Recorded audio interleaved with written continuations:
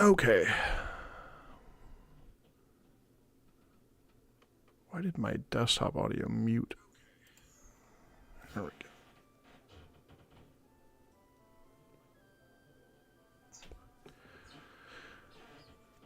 Hooray. Alright. Should be good.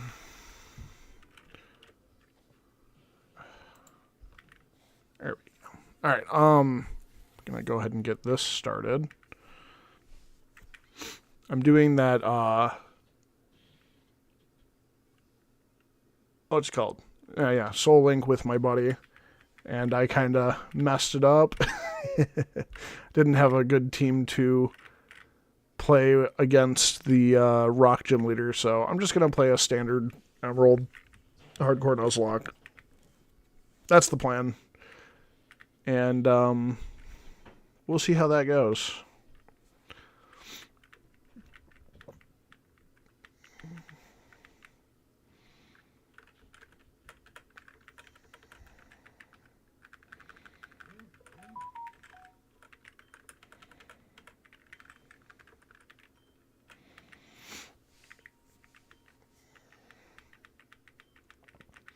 So, I play a lot of Pokemon. I like Pokemon. Yesterday was my first attempt at any kind of Nuzlocke, and figured it'll be fun to get some more practice in here. So.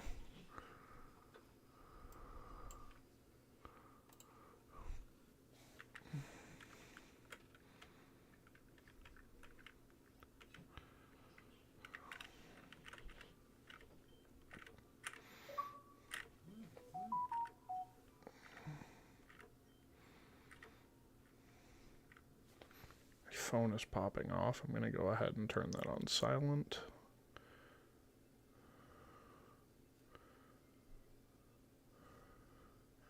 Bear with me a moment. It's being ornery. There we go. All right.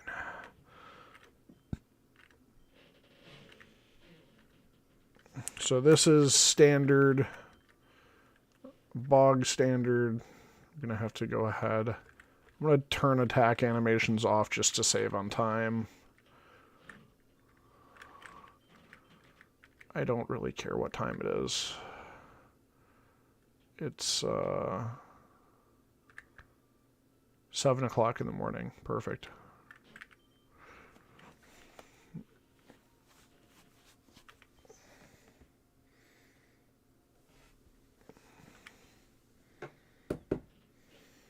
There it goes. Oh, there.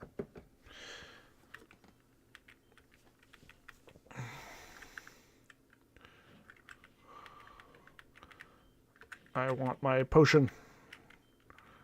Thought it was kind of fun with the randomizer, how you could randomize items, but I also think that's what happened with the text boxes.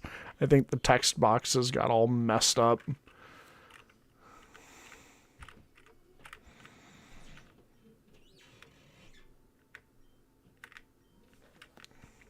So I was saying, I kind of know Pokemon okay,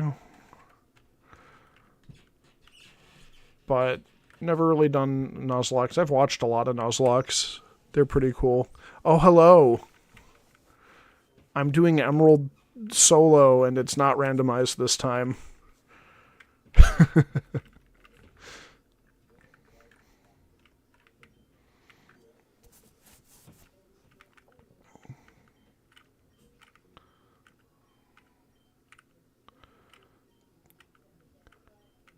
I'm not going to run into a cast form that has Intimidate today, but I'll still probably run into something that gives me grief.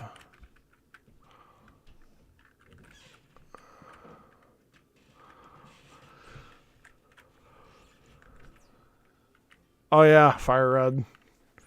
I'll probably... I really liked Fire Red Leaf Green. I would probably be willing to do... Ooh. So close to the end and then just getting murked by something stupid. Feels bad. I'm going to go with Mudkip because I feel like Mudkip is the best starter. I don't know if that's true or not, but Mudkip is just, the typing is super good. For most of the gym leaders, if you've got had an Oranberry? Anyway, for most of the gym leaders, if you have Mudkip, I think you're resisting. Yeah, Golbats are tricky. Leech Life is stupid, and it's really good on... It's good against Pokemon that you don't expect it to be good at.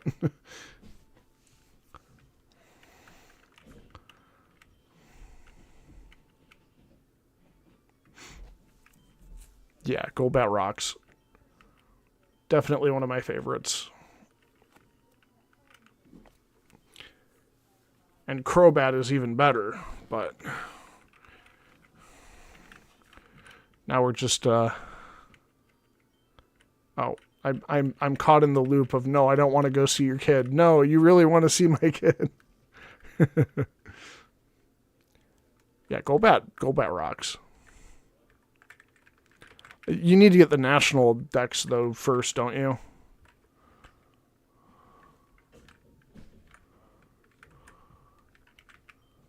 Yeah, yeah.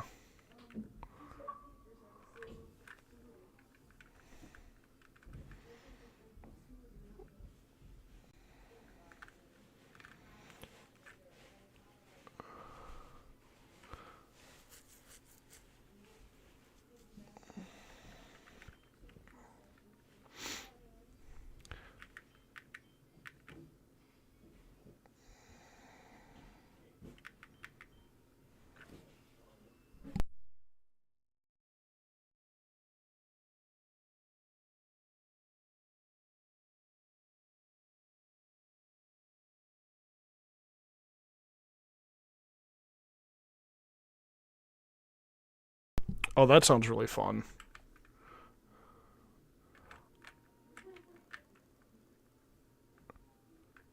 Right. I think that would be cool to use that randomizer way. Like if there's 3 Pokemon in a route, you randomly choose which one you need to find. So if you do... Oh, yeah, yeah. Gift Pokemon, I think, are fine. What I was saying is, oh, I lost my train of thought. I'm so distracted. Yeah, yeah. Oh, yeah, that's what I was saying. So if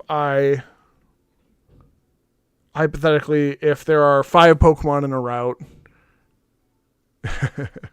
yeah, and you can't trade a dead Pokemon, right? You got 5 Pokemon in a route. One of them has like a 5% chance. Jesus. One of them has like a 5% chance, but if you roll that Pokemon, like, you have to find it and catch it.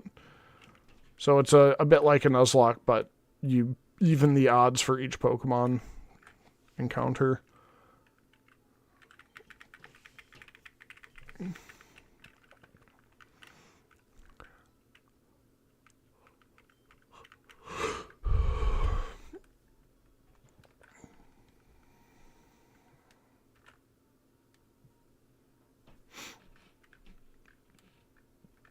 Be kind of fun to also include the legendary, but maybe at a lower rate. Like,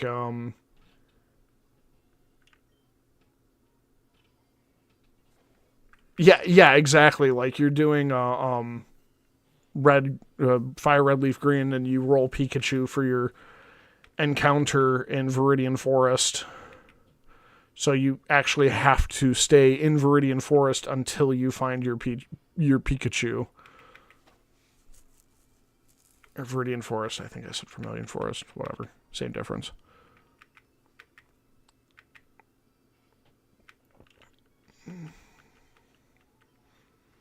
I do have a speed up on the emulator that I'm using. Nintendo, just so you know, I own a copy of Pokemon Emerald. I just don't want to try to get my Game Boy Advanced SP hooked up to a recording system because that would be a pain in my butt.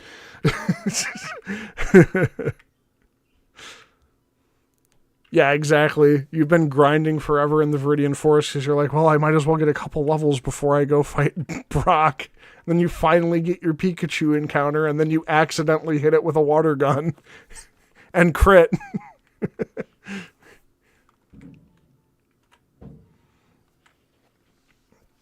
All right, I'm sick of these encounters. I'm going to go ahead and run from this one.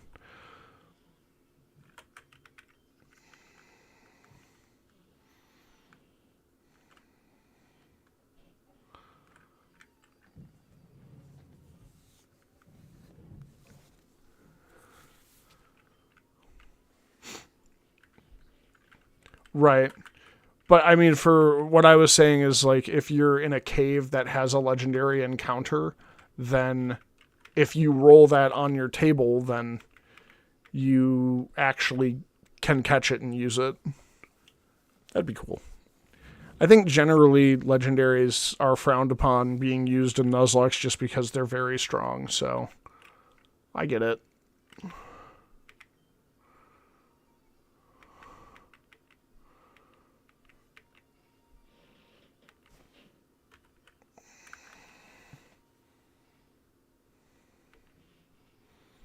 I have the high ground Trico. Oh, I also forgot to nickname my Mudkip. I'm so bad at remembering to nickname things. I just bash the button until the game runs.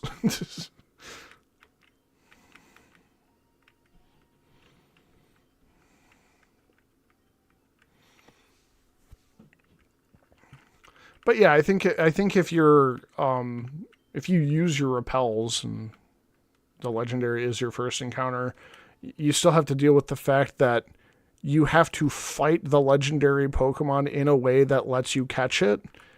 And then if you do wind up knocking it out, then you have to...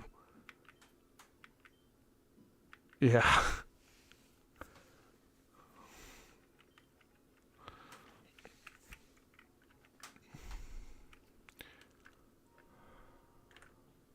Yeah, really. Especially if you're trying to catch Mewtwo in Cerulean Cave, like, gross. The thing is level 70, pretty sure. So it already has a ridiculously high catch rate, and then it's level 70, and it has even higher catch rate.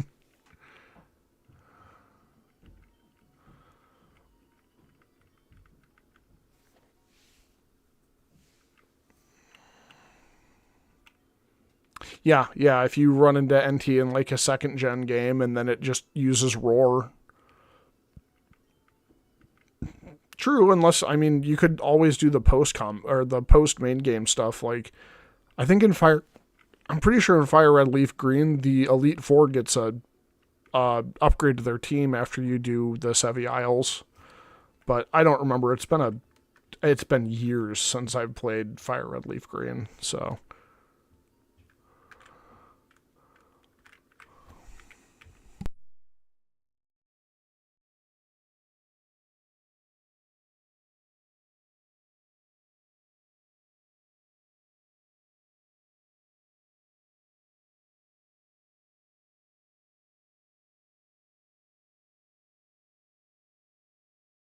Yeah, I think that's the normal end for most runs, but you can always do more.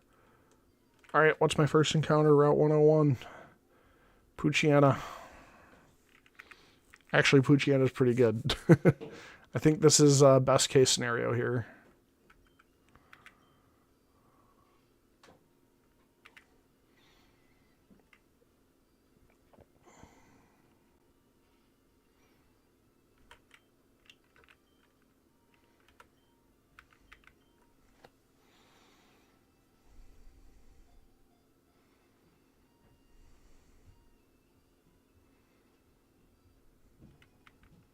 Yeah, no, I get it.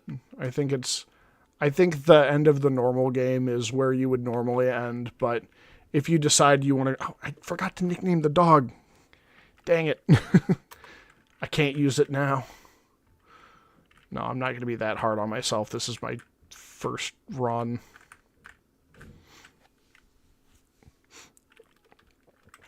I was just going to name it Dog. Mudkip was going to be Fish.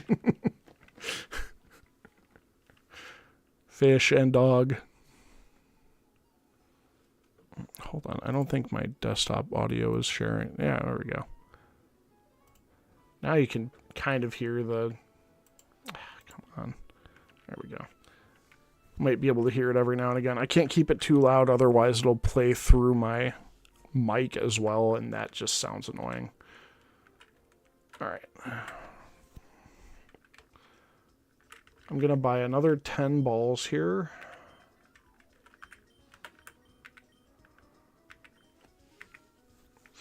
For the free Premier Ball. I want some antidotes for the forest. I want a Paralyze Heal for sure.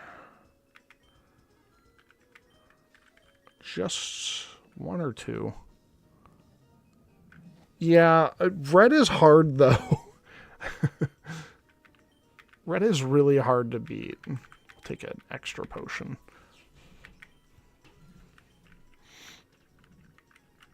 I mean, if you go in there with a flawless plan, there is still a chance you're just going to get bodied, especially by Snorlax. Like,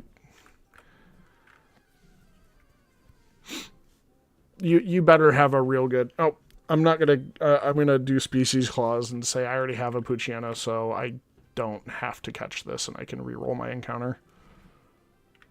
I am going to fight it for experience, though. Oh. I should probably add title description. Level cap is level 15. Pokemon limit is 3. And, oh, I'll add an attempt. This is attempt 1. There we go. Lettuce. Okay. Alright, let's get our real encounter here. This time... Nope, never mind. Not this time. Not this time for real. This time for, again, more experience. Wow, a crit. Sure would be nice if I had a Spearow that was immune to critical hits. Ha ha.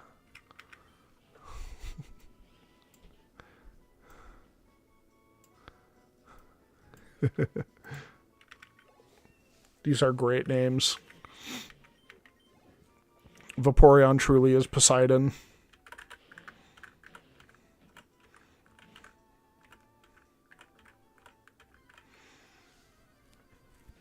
Yeah. Apparently there are only Poochyena in this patch of grass.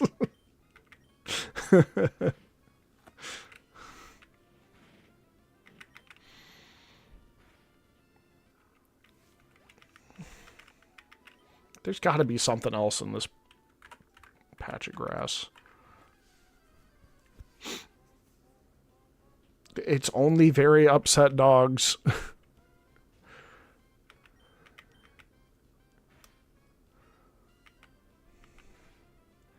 Yep. Yeah, I think Species Clause is fair. Because if I run into a Zigzagoon as my first encounter, and I already have a Zigzagoon, well, it kind of feels like a waste. There's a Wingull.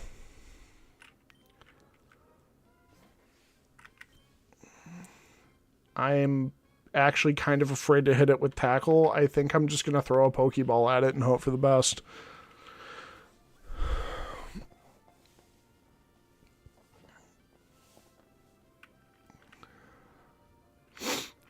Oh, I have a space for my Pokemon in my team. I am going to update that at each gym just in case I have fainting happening so that I don't have to look for so many Pokemon.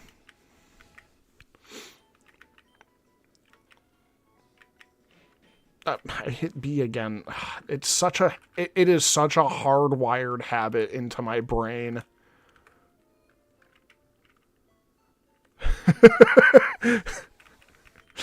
Too late. I forgot.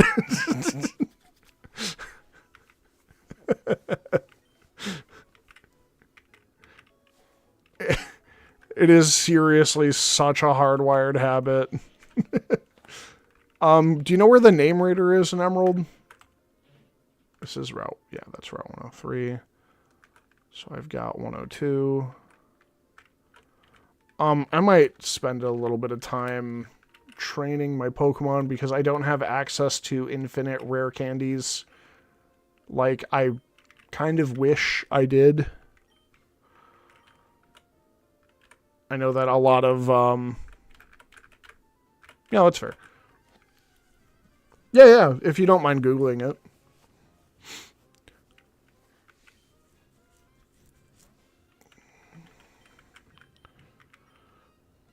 I'm going to do a little bit of switch training until I get Wingull, maybe 2 levels. I don't want it to get bit and then die. That would be very sad.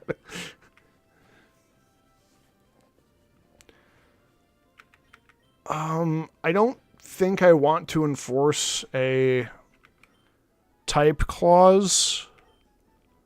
Although, for most flying Pokemon, I switch to make flying their... I would be switching their typings to make flying the primary type because most of the time there aren't there aren't very many Pokemon that are like flying X. It's usually X flying. Flying is usually the secondary type. Slateport, okay. Slateport isn't too far into the game, so it's not too big a deal.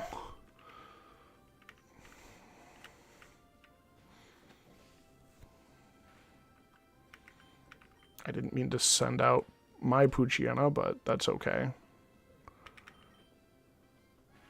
Let's see if we can get the base race. It looks like we're a speed tie, so I might just switch to Mudkip after this tackle.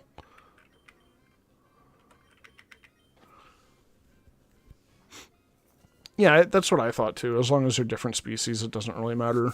I think for, yeah, Tornadus, I'm pretty sure, was the first pure flying type. Like, even in Gen 2, you had Hoot Hoot, but that's normal flying. All the birds in Gen 1 are normal flying, or the legendary birds, they're like element and then flying. Yeah, exactly. So, like, flying is always a secondary type, so I would switch it.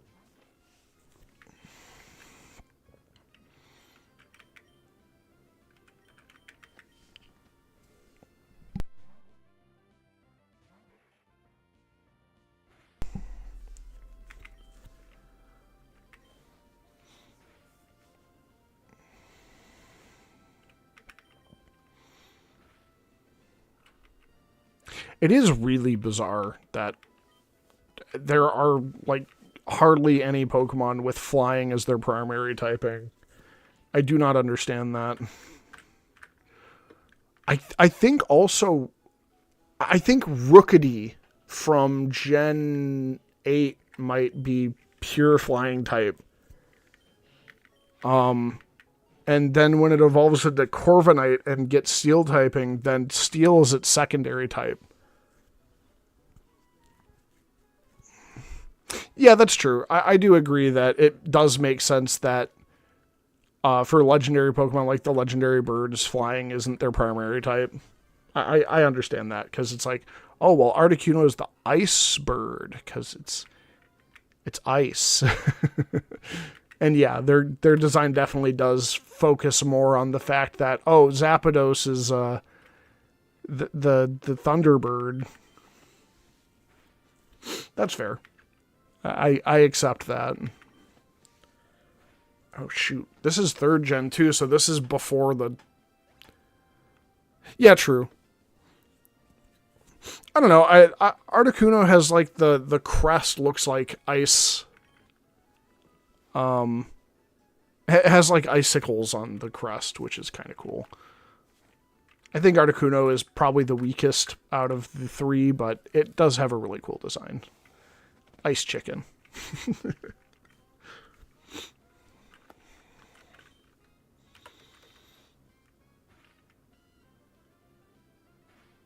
Okay, Wingle's not that frail at level 3. I was a little bit worried that I was going to get hit by a tackle. That crit is actually how much damage I thought it would do without the crit. So we'll just run back to the Pokemon Center. This is just awful. And yeah, Zapdos is the best of the legendary birds. I agree with that.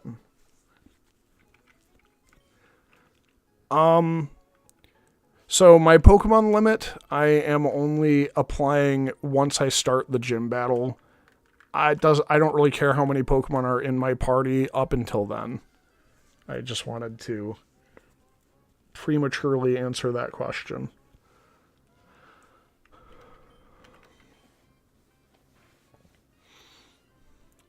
Because if somebody is watching this, they're like, oh, well, you can't catch any more Pokemon because you're at your limit.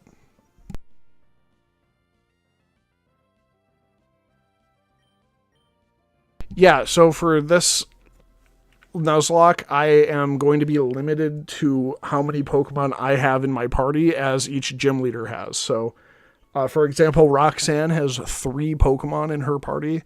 That means I can only have 3 Pokemon in my party.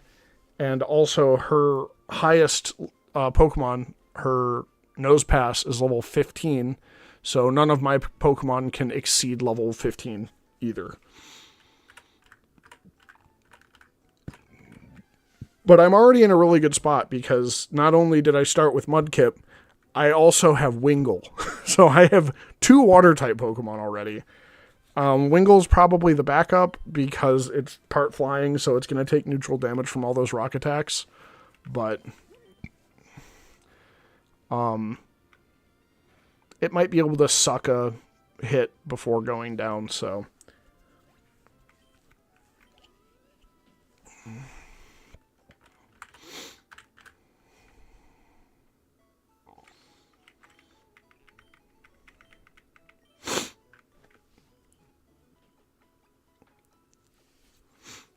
Oddly enough,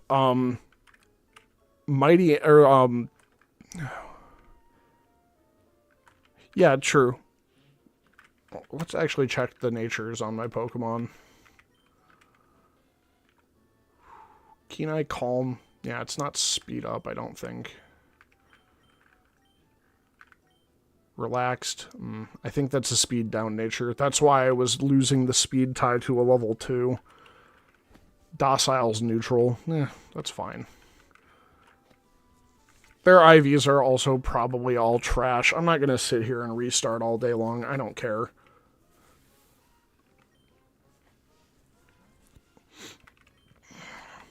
I'm just trying to learn the route a little bit better so that I don't get destroyed.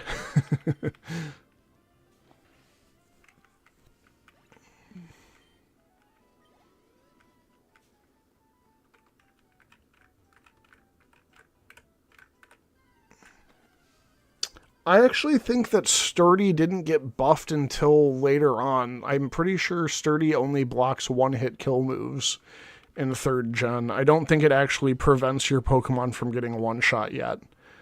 I think that was added either in 4th gen or in 5th gen. Because Sturdy just felt super weak because it was like, oh yeah, it can't get one-shot by Fissure. Who the hell uses Fissure? I'm not sure. It might be the case that Sturdy works the way that it does now in Emerald, but I don't remember. And I thought I read somewhere that oh shoot, that was the wrong attack. It's fine. It's a Wurmple. Yeah, Gen 5 onward. Thank you for looking that up.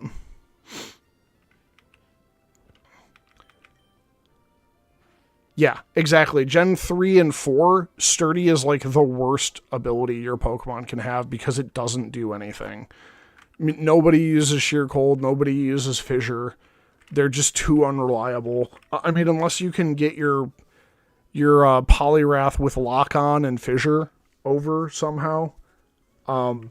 Yeah, it's horrible. Sturdy was the worst ability until they added like, oh, it prevents one-shots from happening.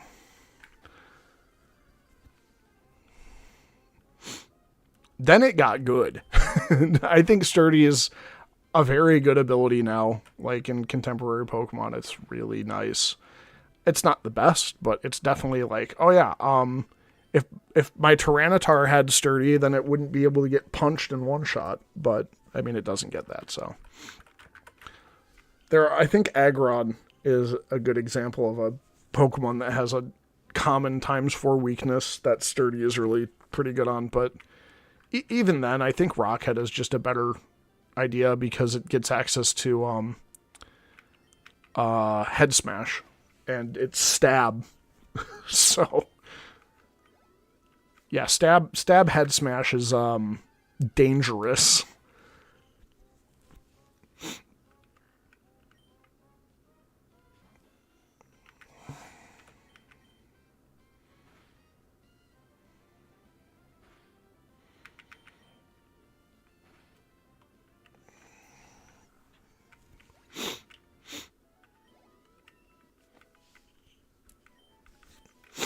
So right now what I want to do is I just want to get all of my Pokemon up to level 10 before I go into Rustboro Forest. Just as a baseline. Didn't go over. That's fine. Now I'm only taking 3 damage from Tackle, so could be worse. Yeah, exactly. It's a precaution.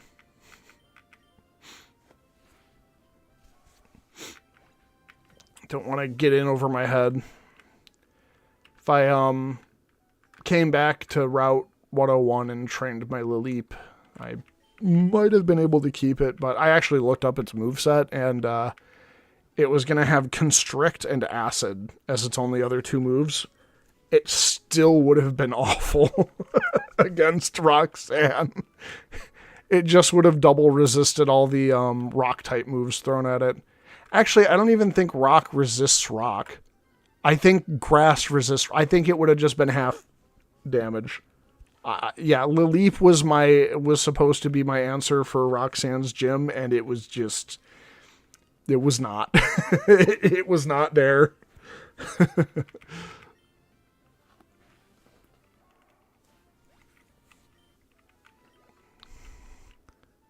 Oh, that is so unfortunate. Astonish is its only starting move, so it can't even hurt the Zigzagoon.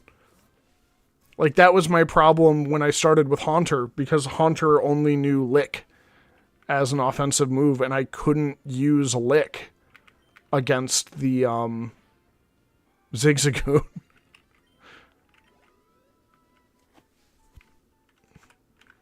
So I actually lost the battle against the Zigzagoon, but then it ran off, and the challenge hadn't started until I get my Pokeball, so it didn't matter. Oh yeah. Lileep might have access to slightly better moves early on in Black and White.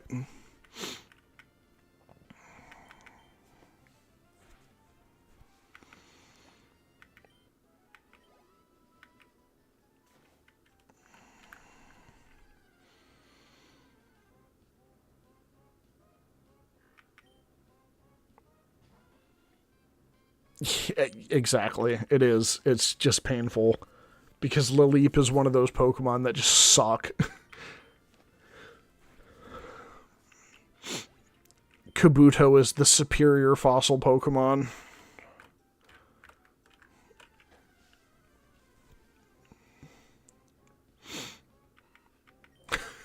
Throwbird. Is it because that Lileep was going to throw his run?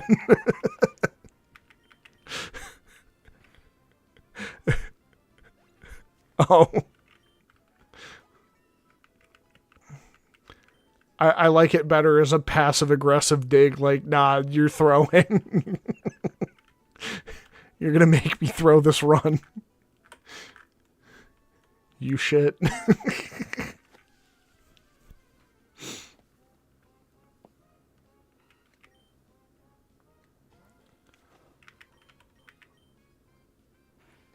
Yeah, throbbing pain. Okay, yeah, no, that makes sense. That is what Lilleep is. Just pain. Never trusting that thing again.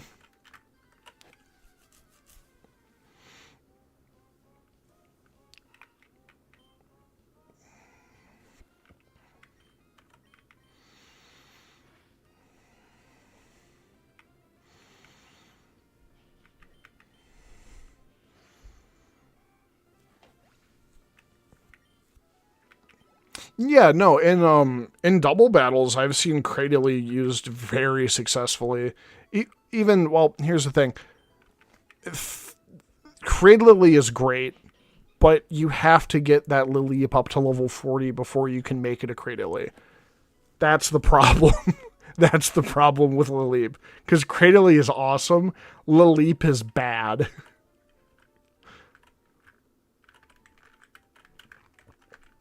I didn't even think Lilleep was that bad until I was forced to use one, and then I looked into its moveset.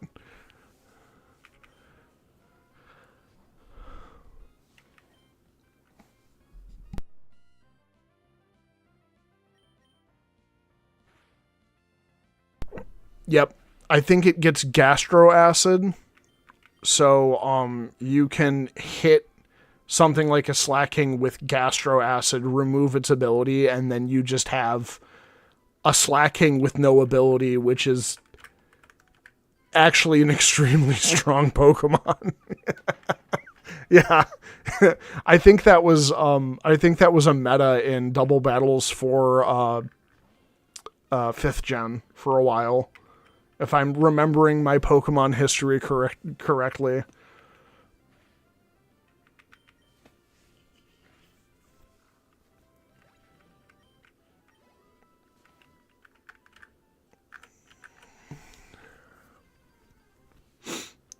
Super good.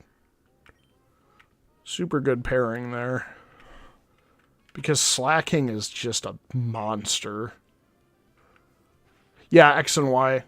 I could see it there. Because gastric acid may not have been added to the game until X and Y.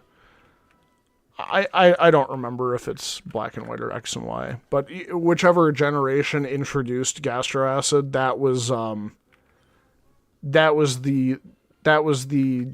year that Slacking became a threat in double battles.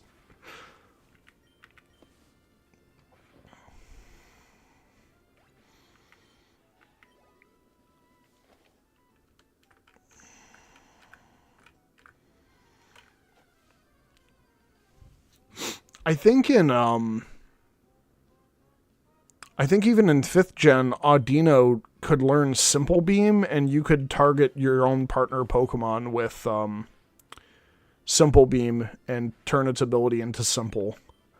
Might have been Worry Seed in 5th gen too, but I think that might have come out in 6th. I'm not sure. I don't remember.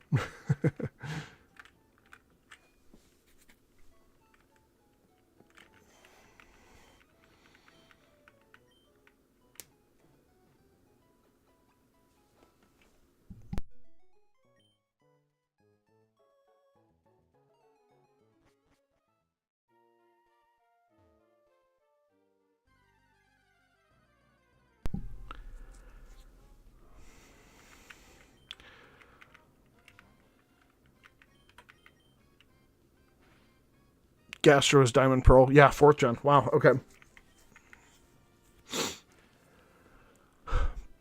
But I don't know whose moveset it was on, you know. Lilleep might have been hard to get over. I mean, unless you just caught it in Poke Park or Pal Park or whatever.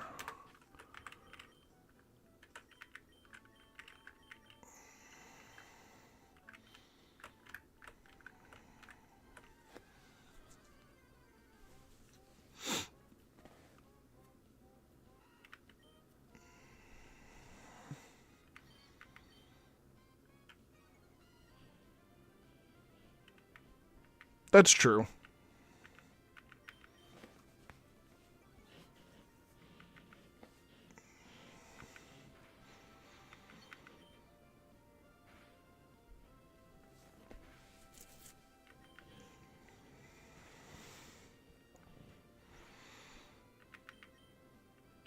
The stupid worm is kicking this dog's ass.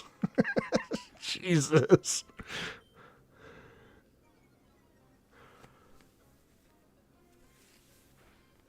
There we go.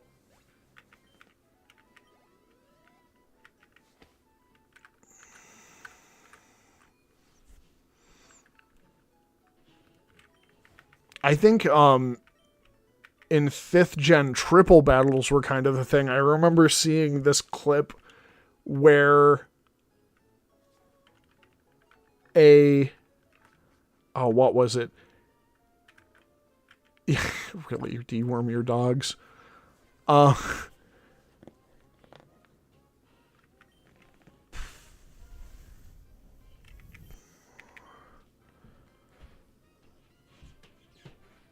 Yeah, I remember seeing something in 5th gen where somebody made their Shedinja immortal. I think they were holding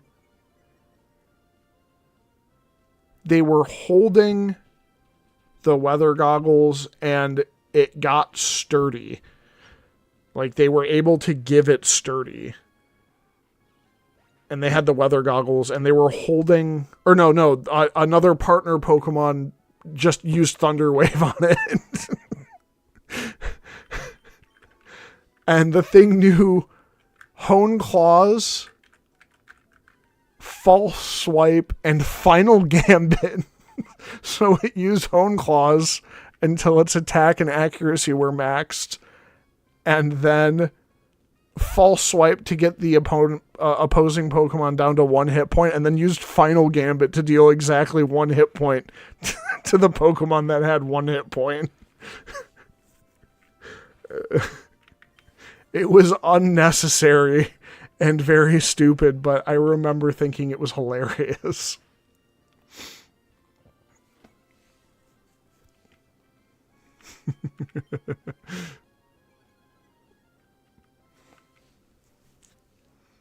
It was so petty. It was so hilarious.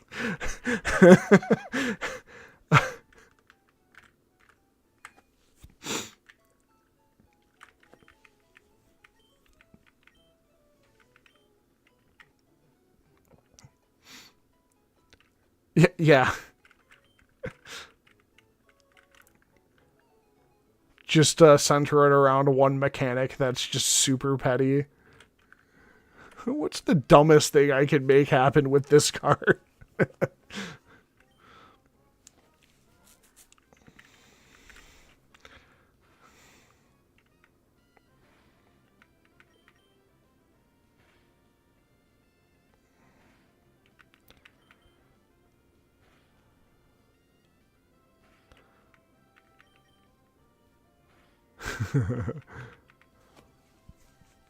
I mean, a lot of the cards out of the Doctor Who set were fun. You just have to read a college dissertation when you're playing the cards because they have such complicated abilities.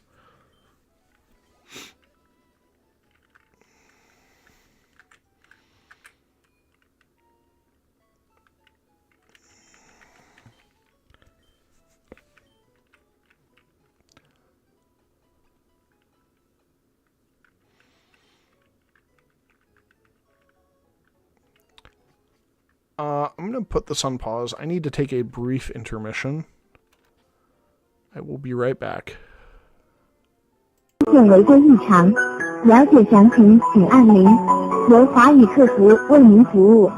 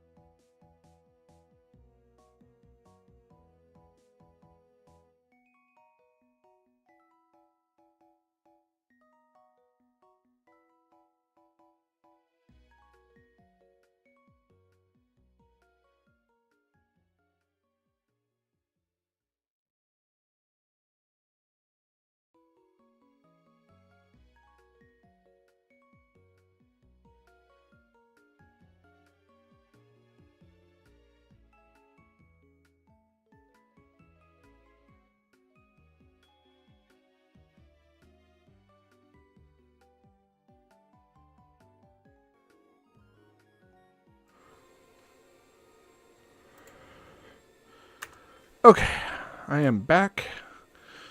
Sorry about that.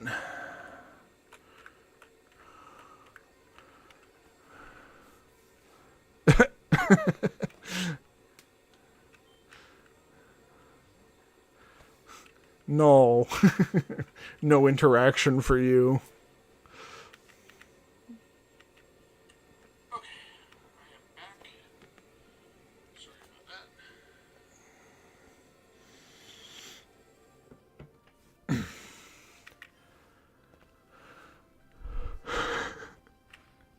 that. Not the good kind of interaction.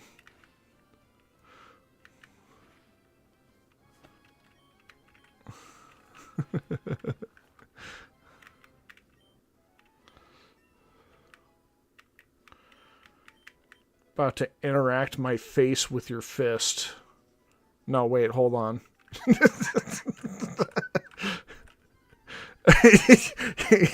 Yeah, go interact with some grass.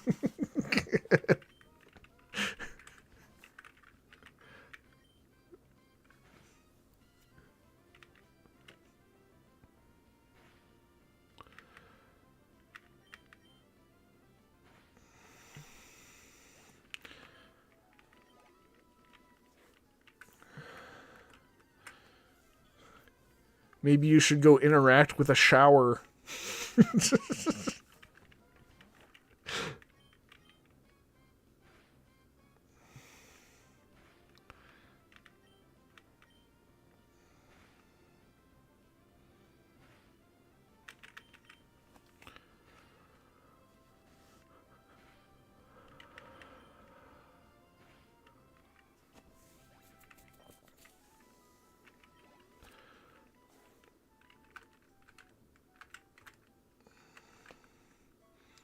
I'm gonna get one more level on this Puchiana.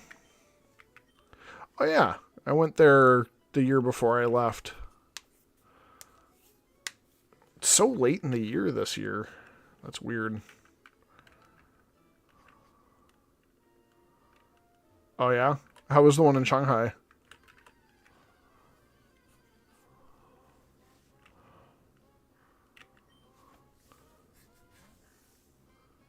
Yeah, yeah, that was the weekend you took Air Endo for me before I left.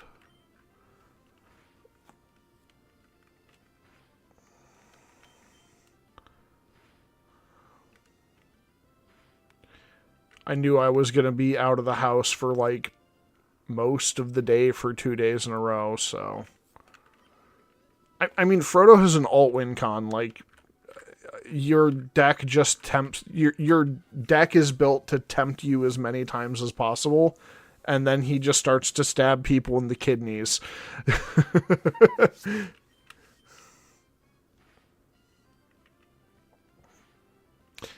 Yeah. I'm gonna have to switch out to Mudkip. I could rule that since I don't have access to infinite candies, I could just not care about fainting in wild battles, but I'm gonna play it as straight as I can here.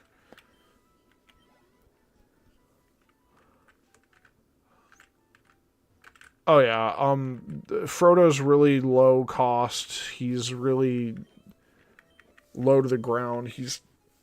It's easy to put evasion on him.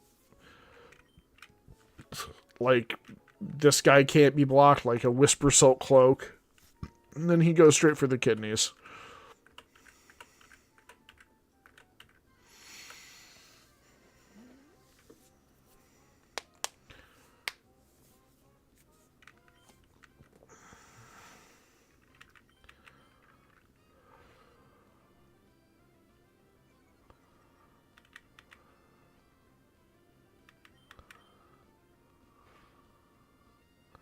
Rogue's Passage. I mean, yeah. Rogue's Passage is probably one of the best utility lands if you, Silver Spectre costume.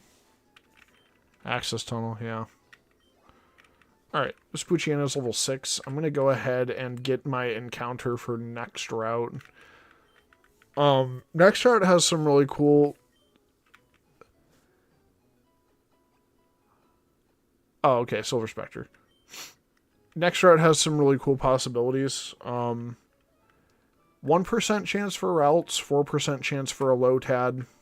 No, it's 4% chance for routes, 1% chance for C-Dot. And like a 20% chance for a low tad. Child, what do you have to say? Okay, whatever. I do have to fight this person. I think they have a Zigzagoon or something stupid because they're a child who left their child out in the middle of the woods. Where are your parents?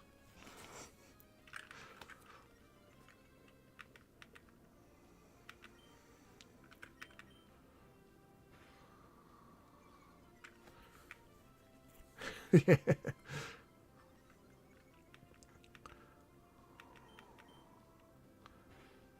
Poochyena is setting up, and hopefully the accuracy drops prevent my Mudkip from getting crit to death. Oh, that wasn't so bad.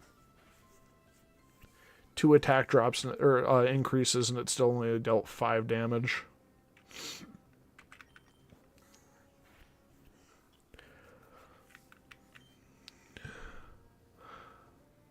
So Shroud casting much ability. Shroud, okay. Shroud is nice. Yep.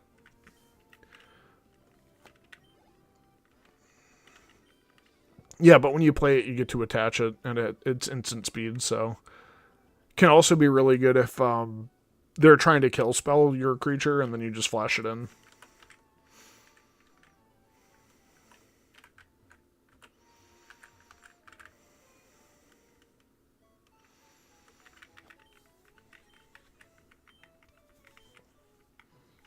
Yeah, Bilbo's Ring was what I was thinking of.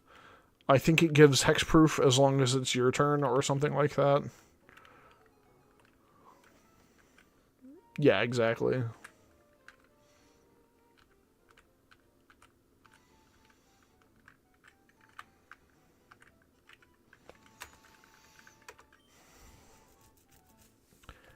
I don't think these bug Pokemon have any bug type moves yet.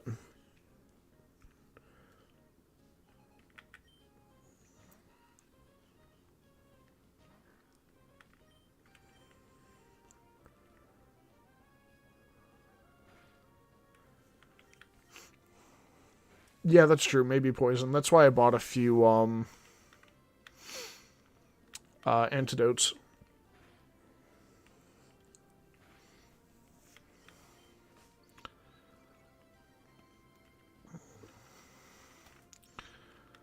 I cannot believe how many tackles this Poochyena has missed.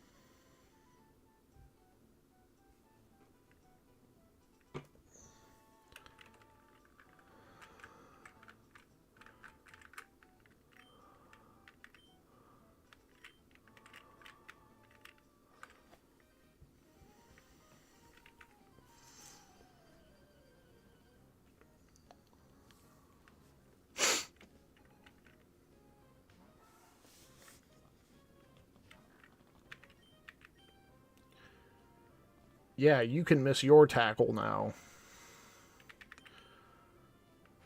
And we have a speed tie going on. Nice. 2 more tackles should do it. Maybe.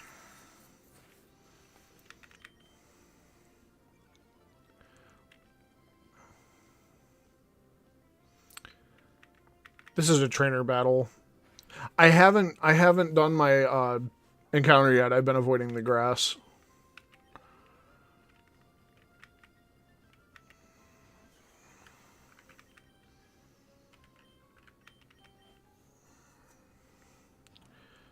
I was gonna do the trainer battles here and then worry about the encounter.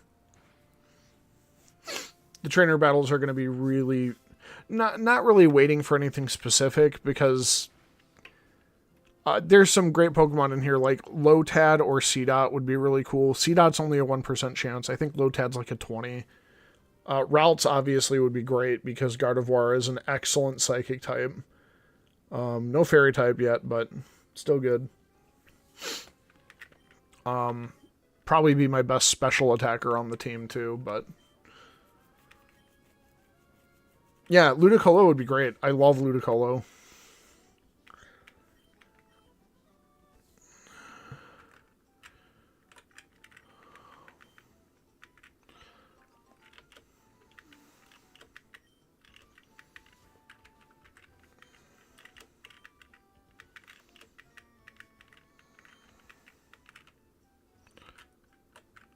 Yeah, Ludicolo's great.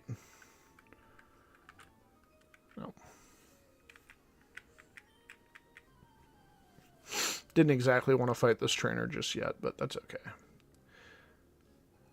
He has 2 Pokemon. One of them is a Zigzagoon. Yeah, I should be fine. I'll hit it with a couple tackles here and see if I can take it out. Oh yeah. I remember that was the Ludicolo I traded you.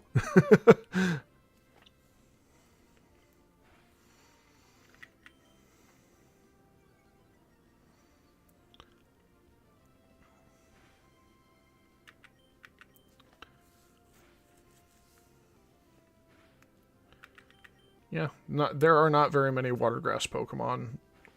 I think it is only that evolution line. I don't want to get crit here and die. I'm surprised that Tyranitar lived as long as it did, especially with Lucario on the enemy team. Like, the...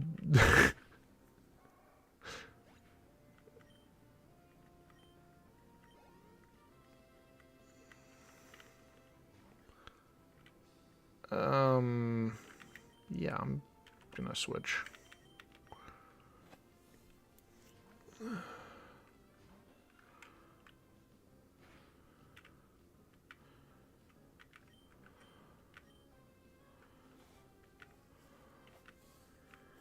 Idea here is to confuse it and then see how much Water Gun does. It's going to be half effective, but I'm also level 8, so that's enough damage. We're fine. We're fine. We're fine unless some dumb happens.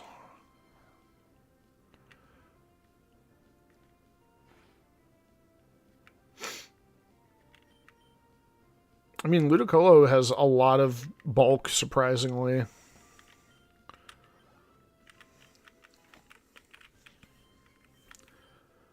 Mudkip knows Water Gun now. Nice.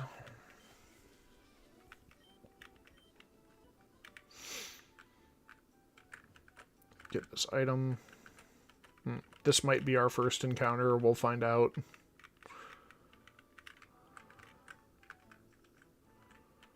Not today, grass. Alright. Just want to rest and then...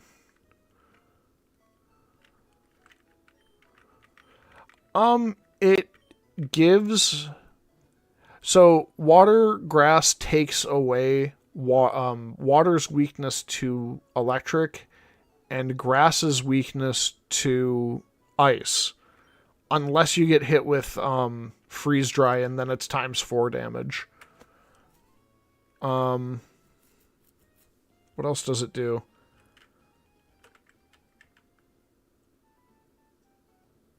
It takes away grass's weakness to fire. What's its... It does have weaknesses, though. What's it weak to? Oh, Lotad. Look at that. Talking about Ludicolo. Not even going to try to tackle it again. It's only level 3. It should get in the Pokeball. Get in the Pokeball. No, I said get in the Pokeball.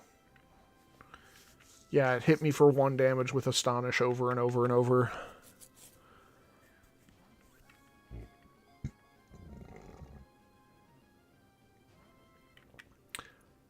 So Lotad will perfectly body Roxanne. That's true. I agree that grass water isn't the strongest pairing, but the types cover each other really well, which is strange. I forgot to nickname it again. Gosh dang it. Okay, whatever.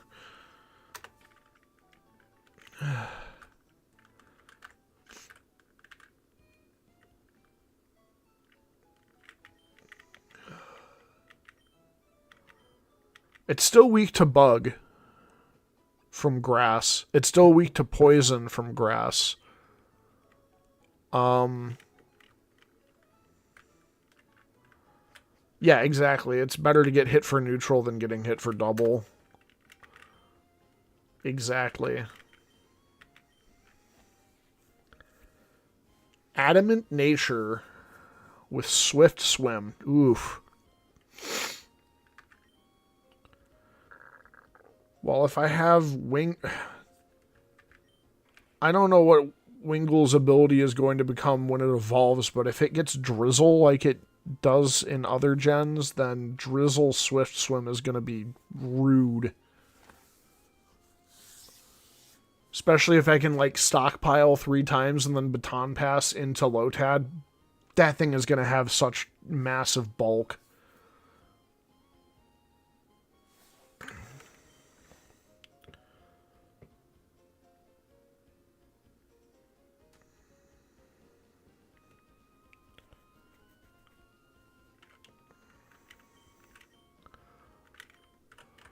I think it only knows Astonish right now, which 1 is a physical attack and 2 is crap. I hate Astonish.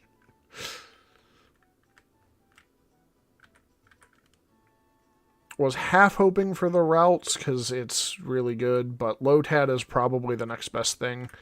Poochyena was going to be an option there as well.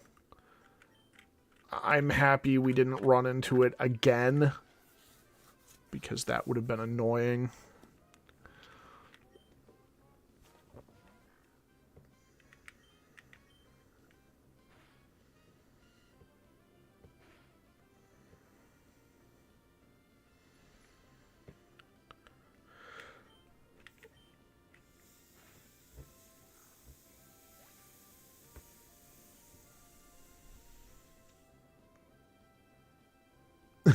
Yes, exactly.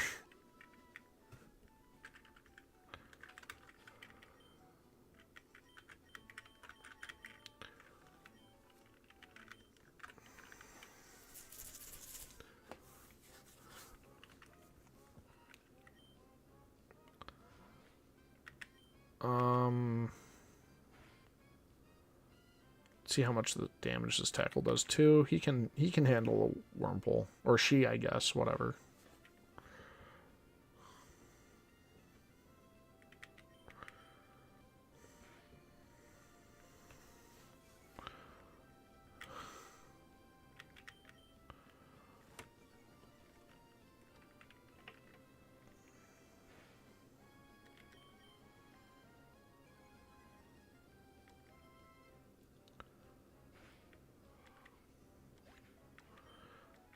That's a great name. Lola the Lotad. That's so cute. I love that name for Lotad. Alright, I'll write that down so once I get to Rust or Slightport I can change its name. Where the hell is my pen? I do not want this Lotad to fight this dog because the dog can hit it for damage. There's a pencil. This is a freaking colored pencil. Gosh. Ugh. Ow!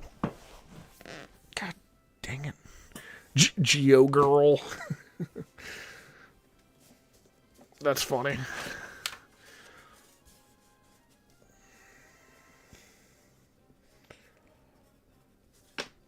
Alright, I have it written down. May Lola the Lotad live for 10,000 years.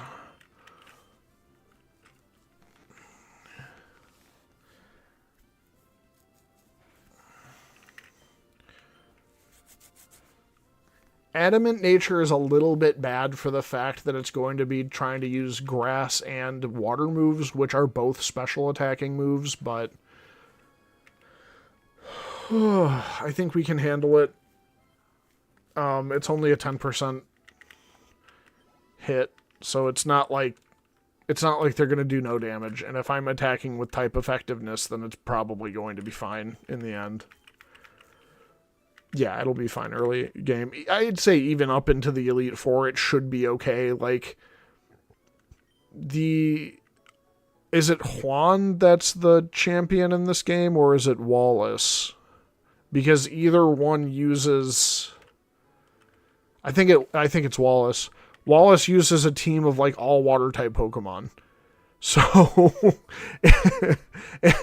if Lotad can just get in there and body everything, then it won't be a problem. Yeah, Wallace, exactly. But his team is entirely water. Like, I know he's got a Wailord, he's got a Milotic. I think he might have a Tentacruel. But Ludicolo isn't going to take any damage from water-type moves because it's double resistant.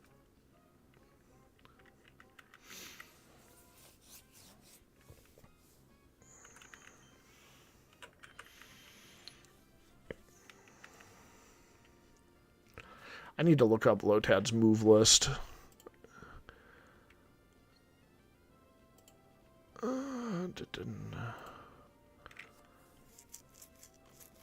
Bear with me a moment. I'm looking up Lotad.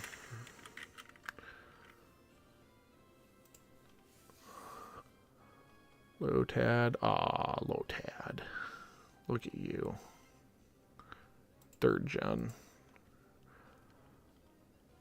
It gets absorb at level 7.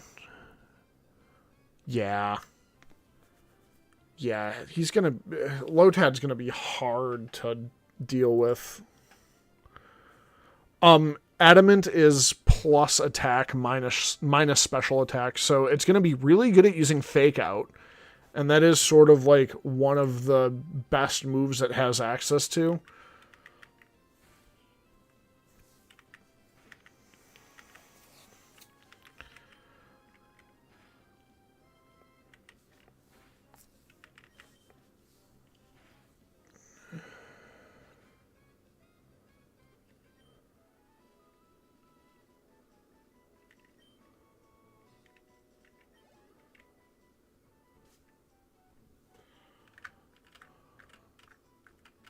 Yeah, exactly. But it's only a 10% hit. It's not that big a deal. Adamant's a great nature in general. I would rather it be modest rather than adamant, but it should be fine. For everything it needs to do, it should be okay.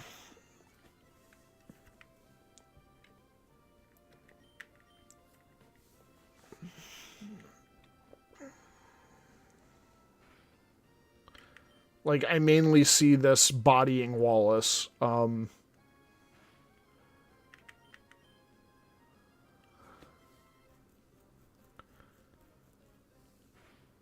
Yep. Modest is special attack up and physical attack down. There's also the speed raising nature. So Jolly is special attack down, speed up. And the other one is Timid. Timid is physical attack down, speed up. So those are like the 4 natures I know offhand.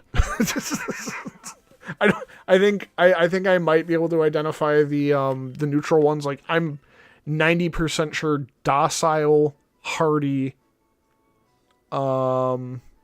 There's 6 of them.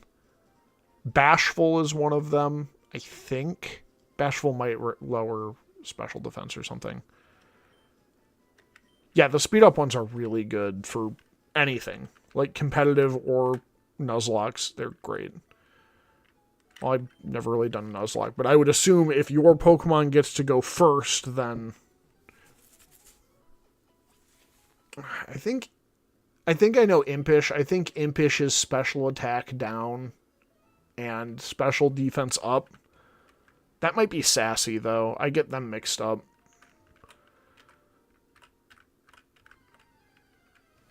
Yeah, exactly. If you can get the first hit in, it's good.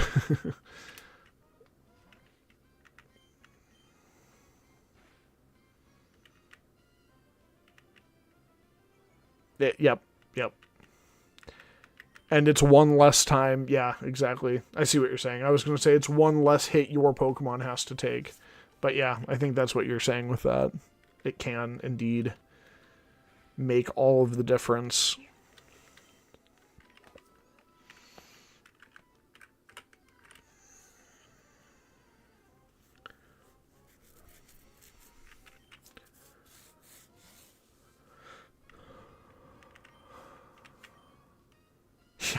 One less chance to get randomly crit and die.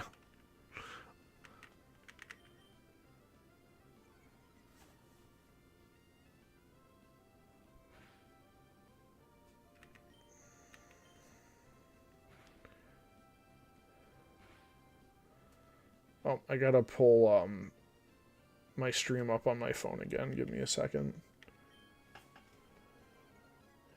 I disconnected. There we go. I just like to keep it going on my phone just to make sure I'm not dropping too many frames. But right now it says my stream health is great. I've lost 0.5% of my frames, which is awesome. I was losing a lot yesterday when I was streaming with Bolin.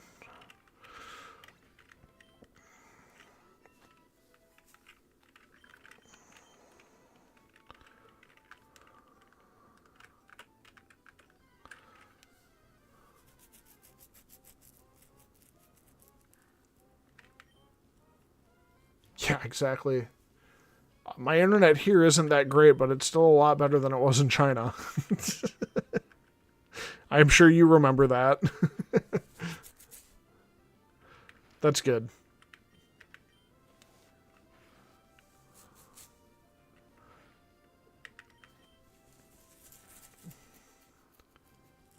Ah, yes, your important downloads. We could never forget those.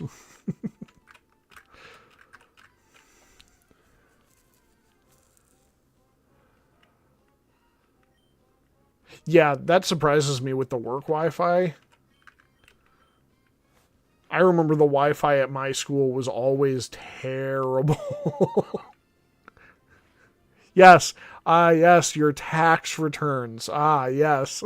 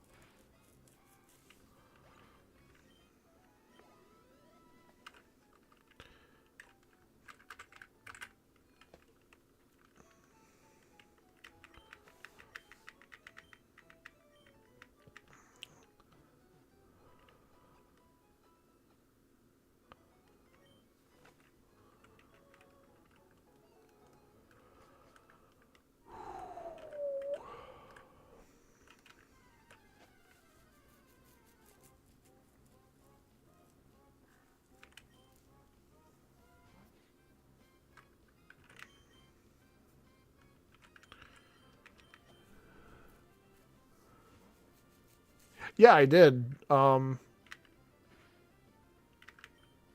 happy about that.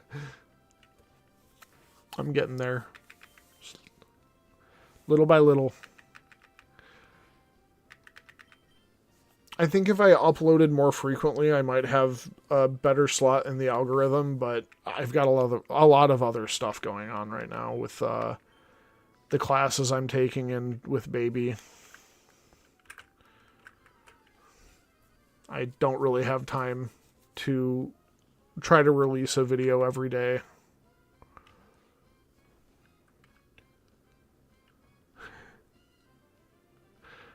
And, you know,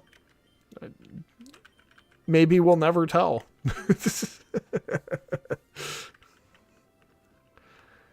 Maybe the mystery makes it better.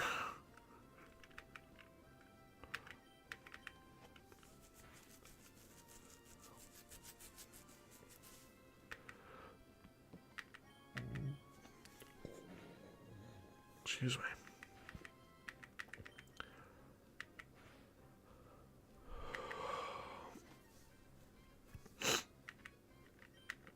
I've had 8 views so far, which is more than any of my streams ever had. For those of you jumping in, I'm sorry this is boring right now. We're just kind of grinding. I do not have infinite rare candies, so I have to do this the hard way.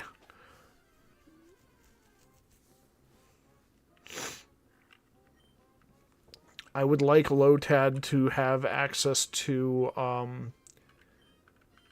at least absorb at level 7 before I move on. Just because a stab type move that will also hit normal type Pokemon would be very helpful to have. Because right now Lotad cannot touch normal types. But we'll get there. It's just going to take a minute.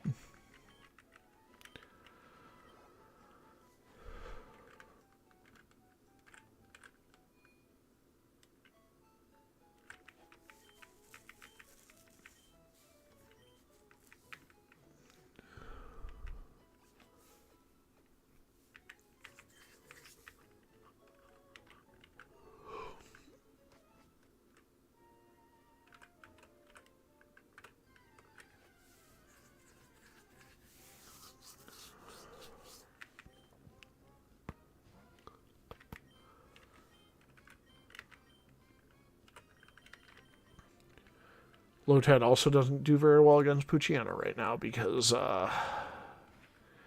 Ghost is not very effective against Dark. I know my type charts pretty well.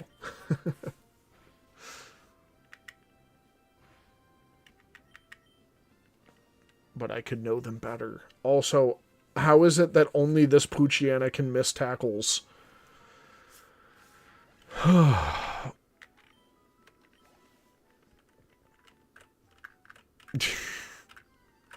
Oh, yeah, easy.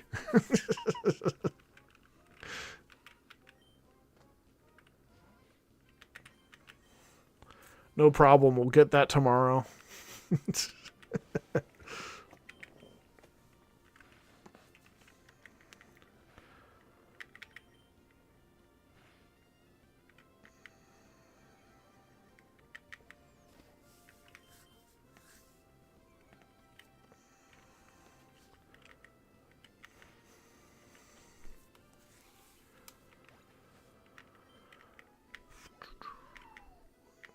Yeah, level 7. Okay, absorb. That's going to be great. Oh, yeah.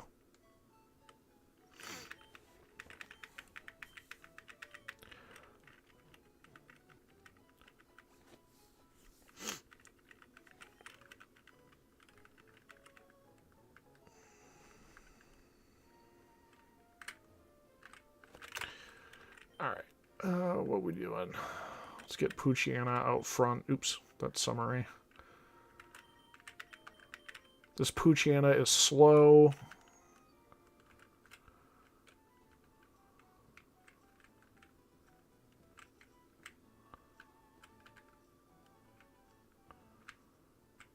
Oops.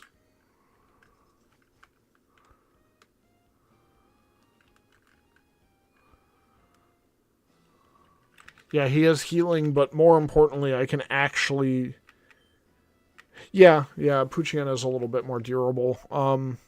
But the main problem with Lotad is that Astonish is a ghost type move, so he couldn't actually hurt normal type Pokemon.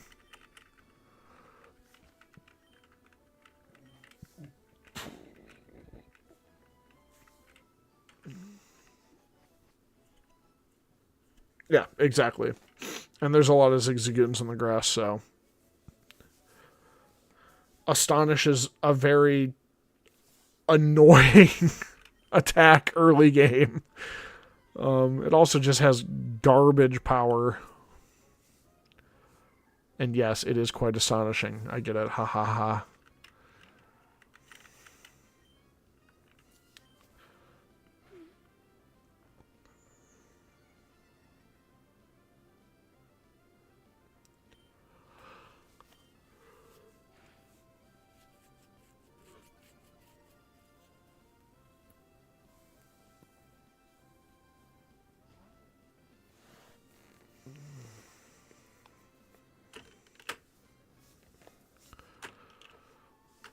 Yeah, you did it. Good job.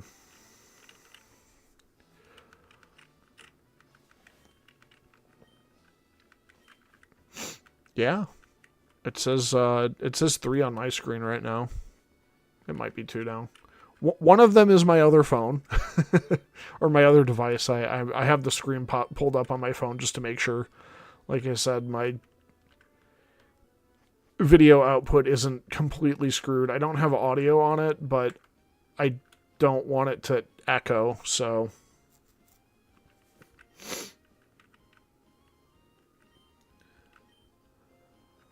it did turn off for a minute, but I turned it back on when I noticed.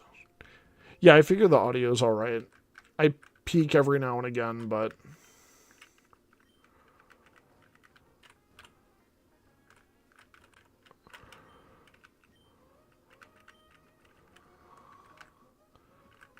all right, child. Gonna beat this child's pet animals up and send them back to school.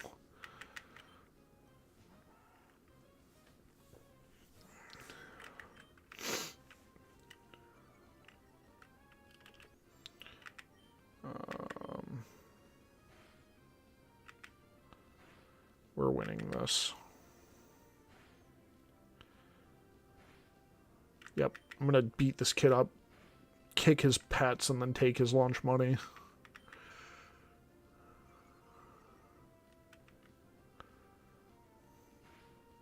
I come over to his house and I kick his dog.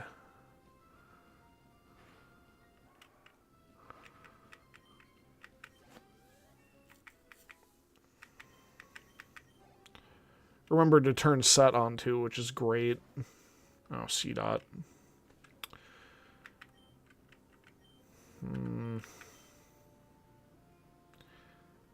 That's unfortunate.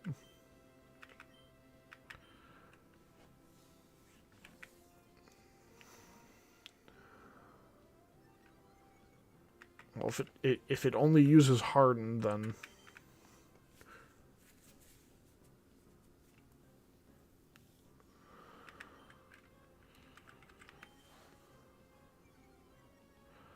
just gonna wait until his bide runs out.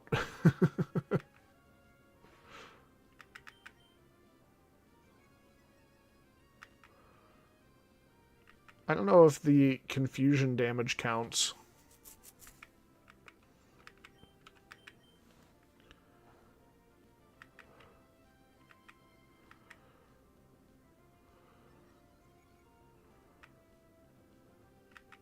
I don't know. That's what I just was thinking out loud. Like, does confusion damage actually affect bide, or does it just do nothing?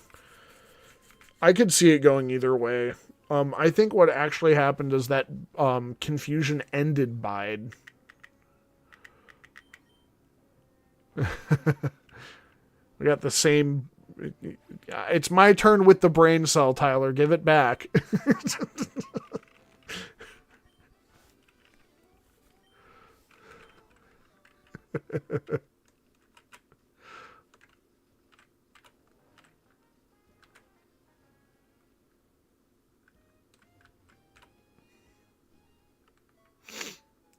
I'm playing the Nuzlocke right now. All you're doing is being at work. Oh, you need to play Stellar Blade when you get home? Well, I'm gonna be sleeping in two or 3 hours, so you can have the brain cell while I'm sleeping. And be sure you wash it before you give it back if you're gonna be playing Stellar Blade.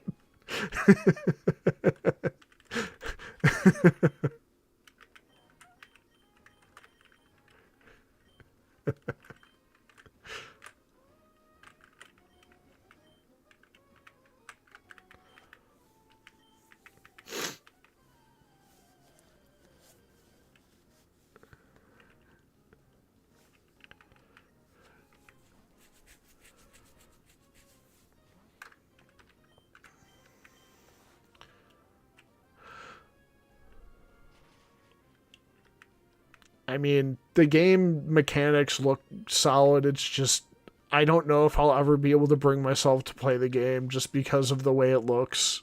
It just looks like it looks like I belong in horny jail if I play it.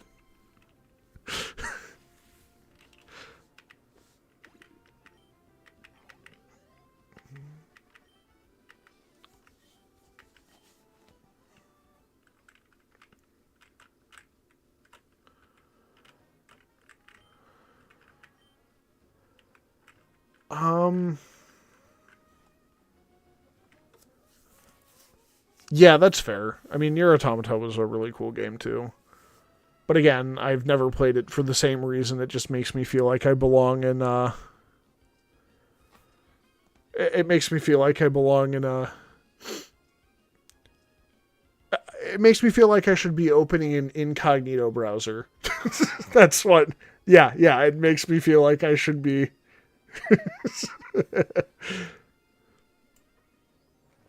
I'm trying to look something up. I know that Route 104, the route that I'm on right now, is actually split into two halves.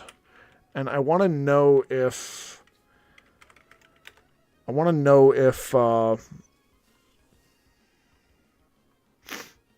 there's different encounters.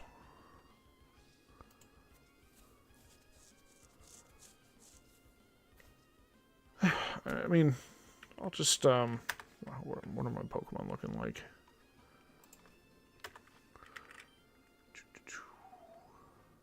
Oh, they're all full health. Oh yeah.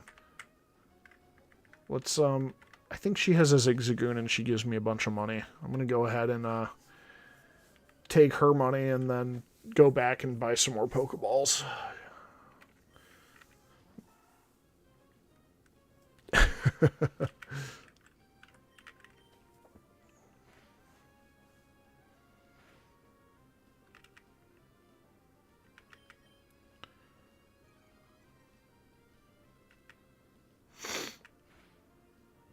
I mean, is it anything like Bayonetta? I remember the voice acting in Bayonetta was pretty good, but that was also similar vein.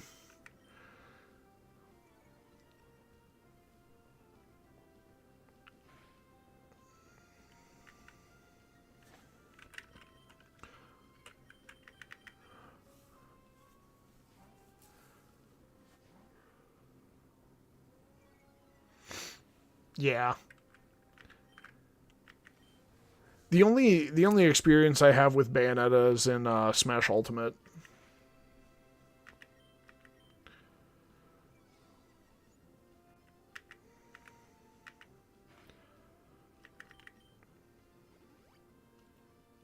Yo, you've got full restores. What?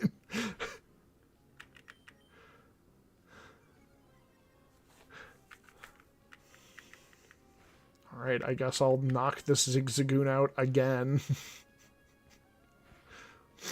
Oh, there's the crit. It's over. It's all over, Zigzagoon. You've fallen for the oldest trick in the book. Getting hit by a random crit.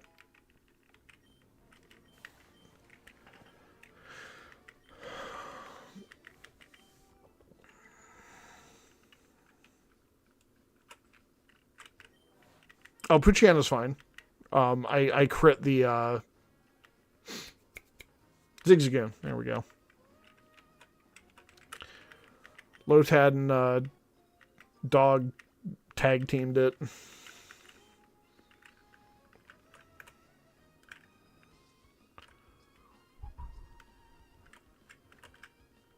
I was just going to name it Dog, to be honest.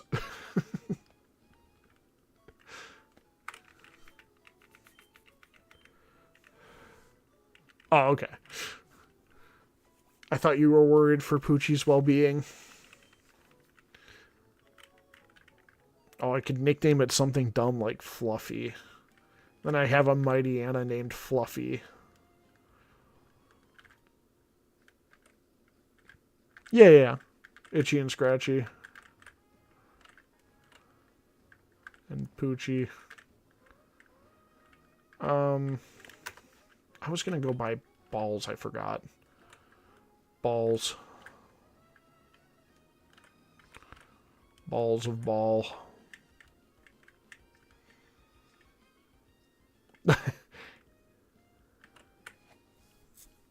True. Cuddles. Cuddles the Spiritomb. There we go. I like to buy the Pokeballs in groups of 10 so that I get the free one. Yes. Mewtwo. Cookie the Mewtwo.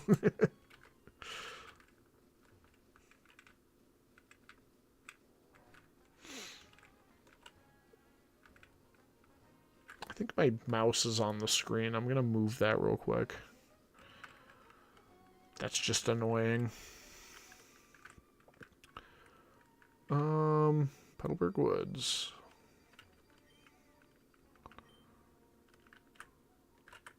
Oh, there's probably something right there then, isn't there? A potion.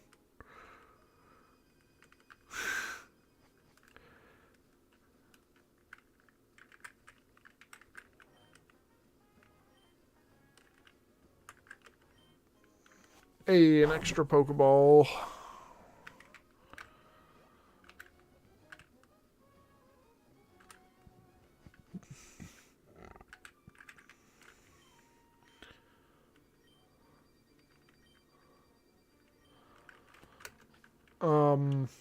I still don't think that Bug-type Pokemon are going to have Bug-type moves, so I should be fine. Oh yeah, Bug is going to be another weakness that...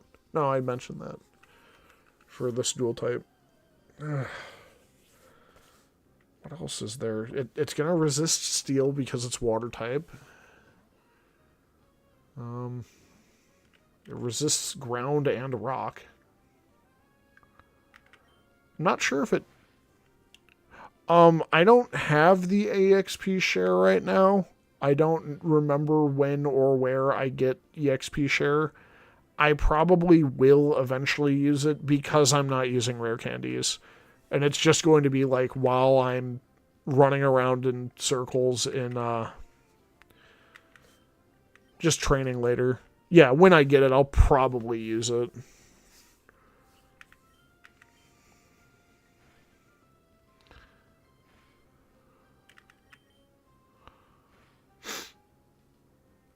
I don't really see any reason not to use it. Because it's just like Switch training, but less steps.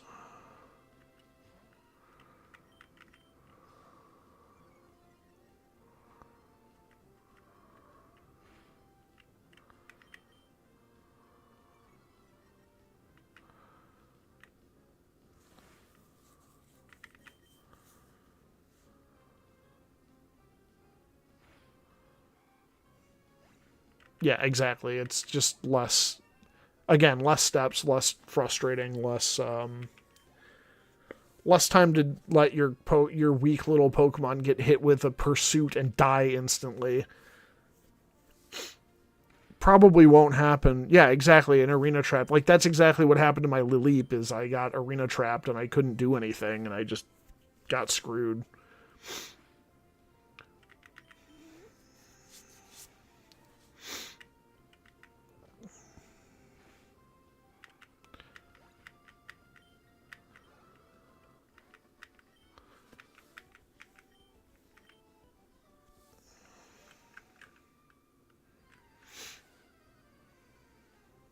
Oh, this is my encounter for Petalburg Woods. It's a level 6.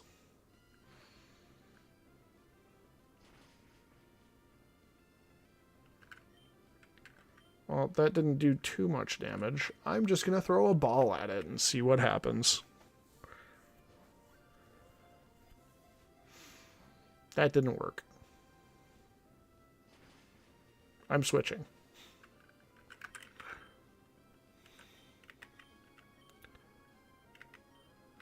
Yeah, we can get a Duskox or a Beautifly from this. I don't remember how to get one or the other. I don't think I ever knew how to get one or the other.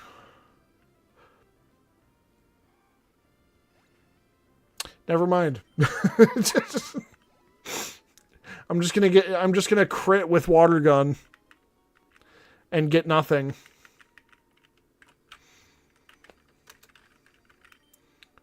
Wingull, I like where your head's at, but better timing next time, please. I think it's just a little Poochyena here, so I mean, honestly, either one was probably going to get one shot later anyway. Doesn't matter. It's just going to get hit with a rock slide and be dead. So,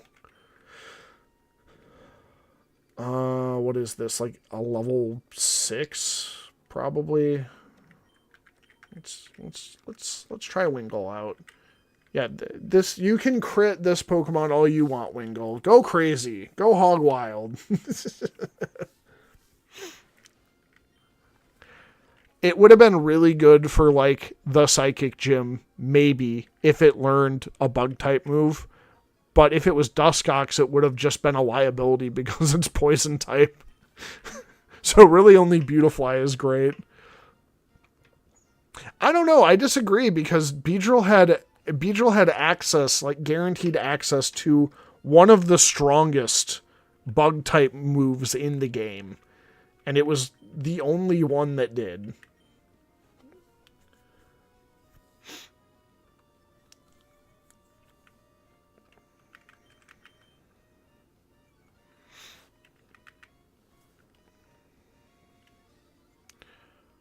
Not Pin Missile, Twin Needle.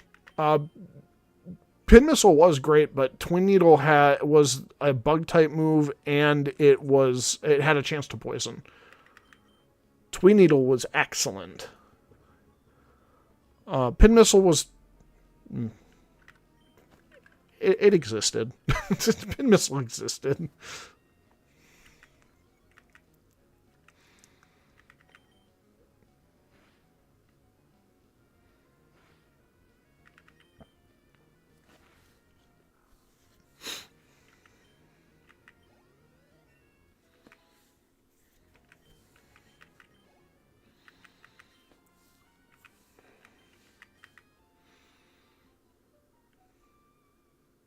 Psychic, but also, if you're sending your Beedrill up against Alakazam, you're doing something wrong.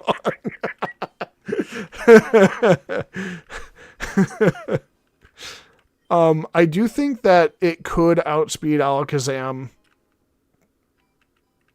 Yeah, that's true. Psychic was really good.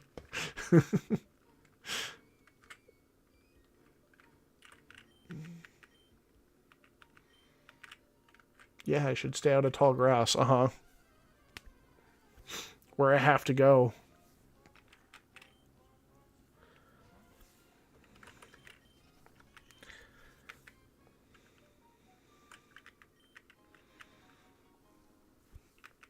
No, it wasn't. It was, that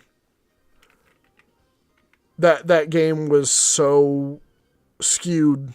Psychic-type Pokemon were so unbelievably powerful in that game. Yeah, exactly. The amount of duct tape holding the game together. Another? Yes, another.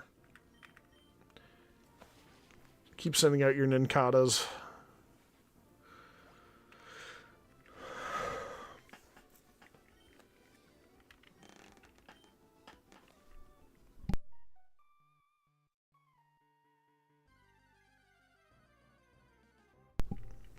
Yeah, I think Gold and Silver did a really good job balancing things out. Like, Dark type was the answer to Psychic. And that was great. I remember due to a bug type was also good against Poison type, which made zero sense. And they fixed it in Gen 2. But they also, when they added Dark type, Bug type was good against Dark type as well. And I think that was needed.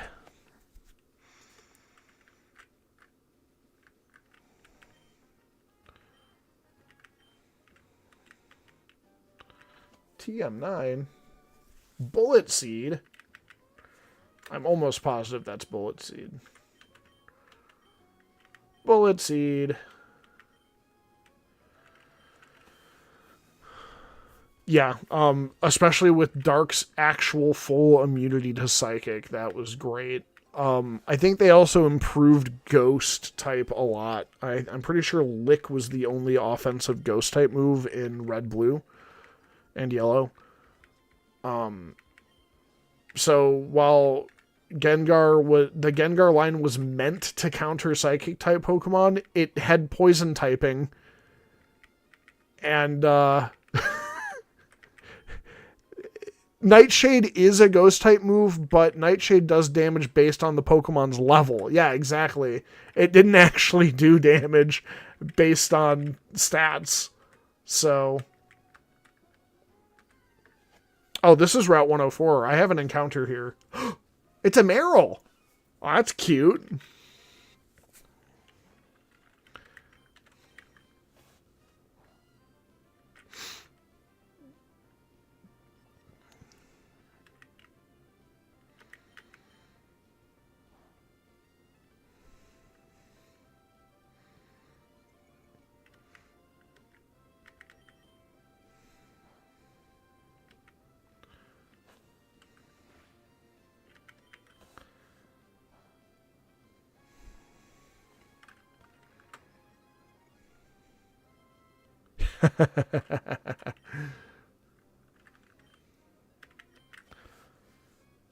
Yeah, I know. I don't understand how they messed Ghost types or the Ghastly line, the Gengar line. I don't know how they messed it up so badly in the game.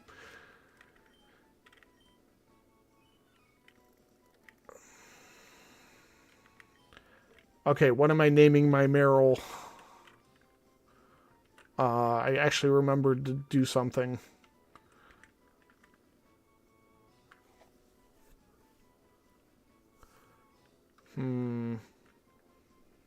Kevin.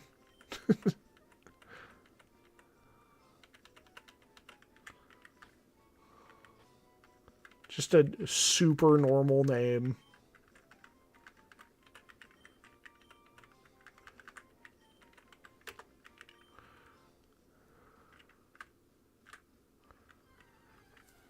This Meryl might body the gym hard. Talo was another option here. Yeah, that would have been pretty good. I'm going to go in here and grab all my berries.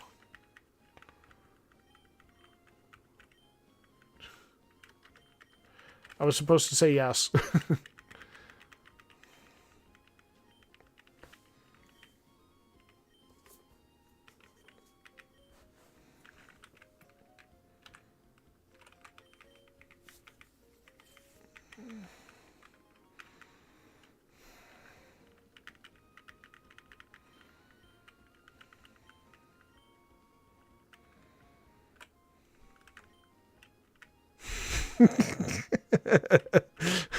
Yeah, that's true. Gonna meet Kevin under the bridge and he's gonna sell you meth.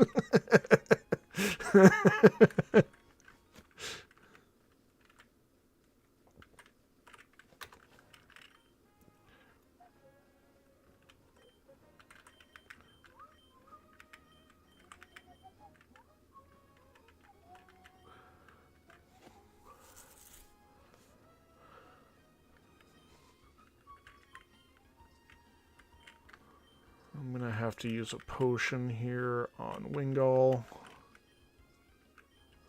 There's that double battle up ahead. Also, I think this is a trainer battle. I'm just going to avoid it for now. And that one, too. I want to hit the double battle first. I have a cousin named Kevin as well.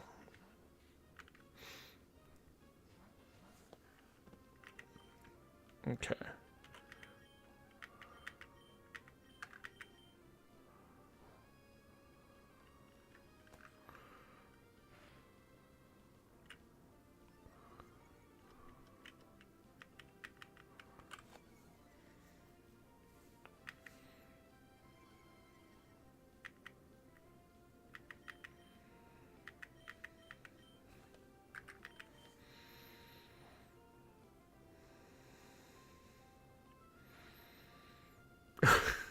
Nice crit.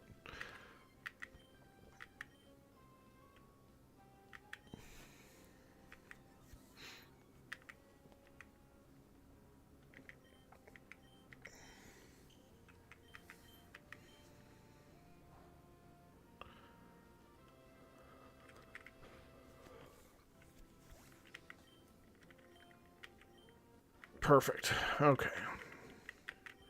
Didn't even lose any health. That is what I am going for. Well, Growl actually affects both Pokemon. So it was hitting my Poochyena. So they tried. They get one of those messed up gold stars for trying. I also thought it would target, so I was surprised when it used Growl and Wingull had a stat lower, and I was like, oh. Yeah, Poochyena crit. That's why it just didn't do anything.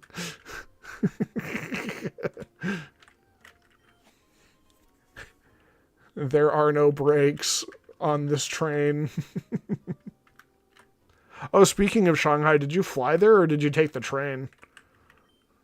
Because last time, when I went to Shanghai to catch my flight home, I took the train and it was great. I loved it. Took the overnight train. Oh, it was beautiful. I got there at like 8 o'clock in the evening, and I went to bed. I woke up and I was in Shanghai. Yeah, you flew. Yeah. Flying is faster, but I really liked taking the overnight trains. It was super convenient. It feels like fast travel in Skyrim. You just close your eyes and you're there. Yeah, yuck. You got the round trip and they forgot to put you on the flight home. That's stupid.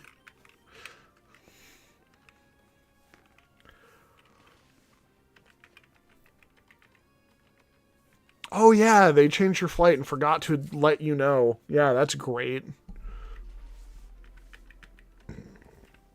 Bastards.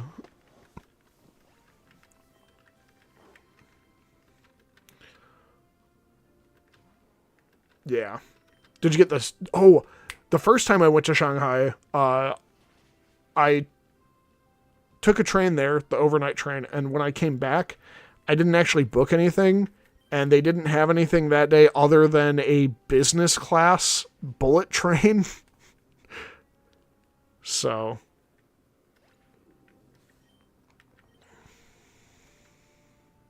yeah, bullet train. Yeah, the bullet train to Shanghai was like from Shanghai to Beijing, it was like 4 hours. It was so fast. It was awesome. And like I said, I did business class. That was awesome. That was so cool. Yeah, you did business class too? Ooh.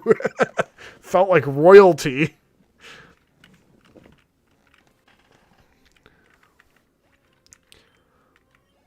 that's kind of the same boat I was in. I was like, how do I get home? They said, oh, there's a business class seat left. And I said, okay, how much is it? Like 1,000 kwai. I'm like, okay, I'll do it. That's like $150. I'll pay for the experience. That was really nice. I loved it. I miss the trains in China so much. Like, the train system was great. And I came back to America, and we don't have any frickin' trains. Well, we have trains, but they suck.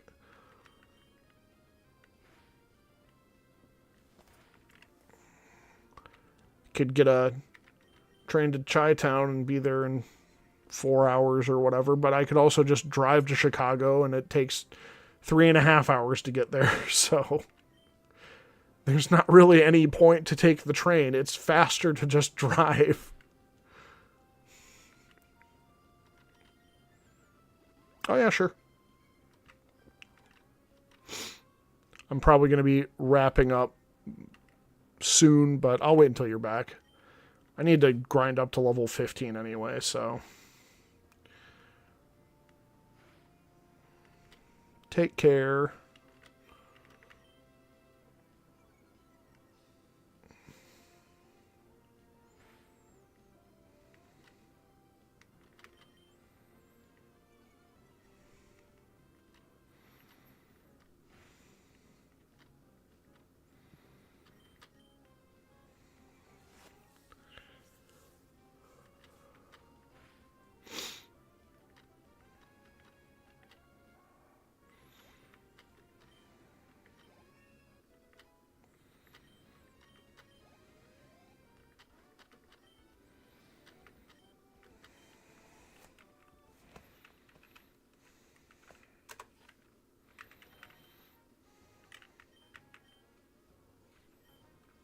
Hmm. 5 more absorbs. I can always switch it out, I think. I'll worry about getting Kevin up to level here in a minute, too. Want to finish this last trainer battle out. I guess there's one more on the bridge with the fisherman. Wait, no, I already did that one.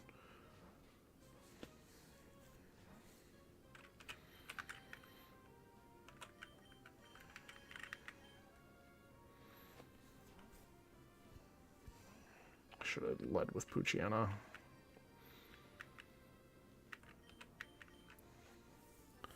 The only thing this Lotad can do to me is hit me for like 1 damage with Astonish at a time.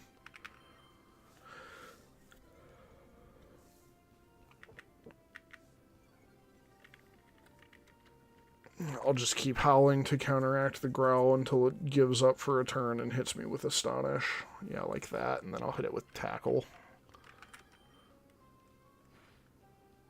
Yeah, that's far better than having to do 3 attacks.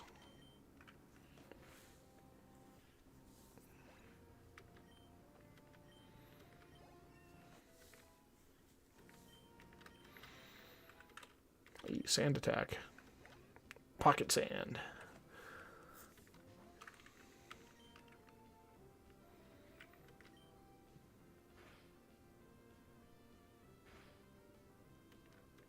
Shroomish could be an issue, especially if it has Effect Spore. Doesn't look like it's going to be too much of a problem, though. I can always switch back to Wingull in case I feel worried.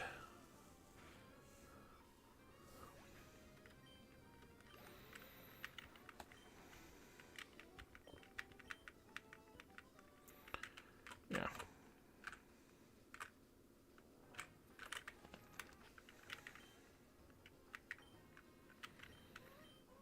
Alright. Yeah. Already fought him, unfortunately. I could fight the trainers in the gym with Lotad, and I think that's what I'll do. As long as I don't get hit by, like, Fissure or something stupid out of left field, then that'd be great.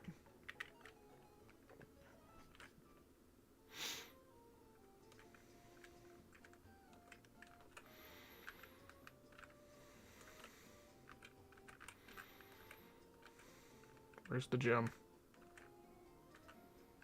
Gym! There it is. Alright, so this is a rock-type gym.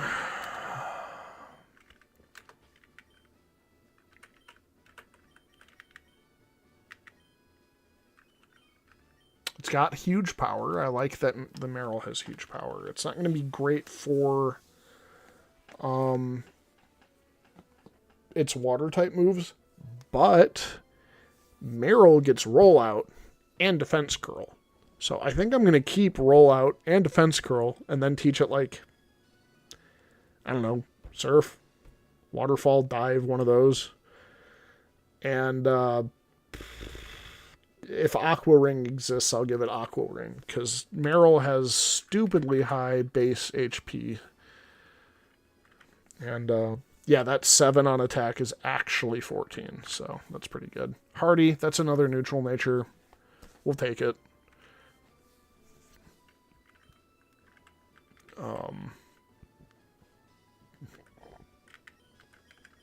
Switch Wingle.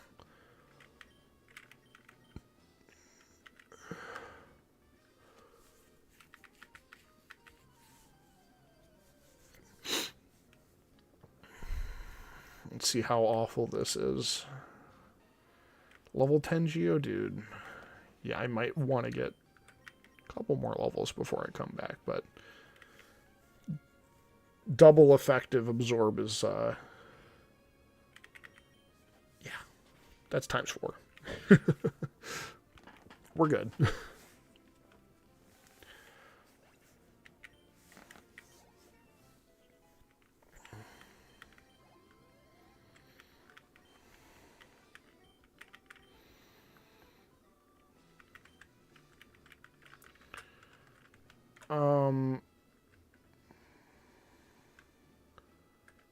I kind of want to take that on as a double battle and see how it goes.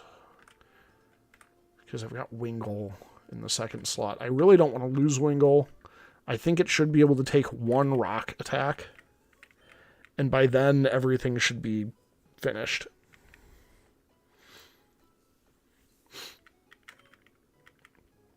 I'll choose the 3 Pokemon that I actually want to fight Roxy with. Or not Roxy, Roxanne. Roxy's the other gym leader, the one in 5th gen. Anyway. I'll choose which 3 I want to use after I'm ready.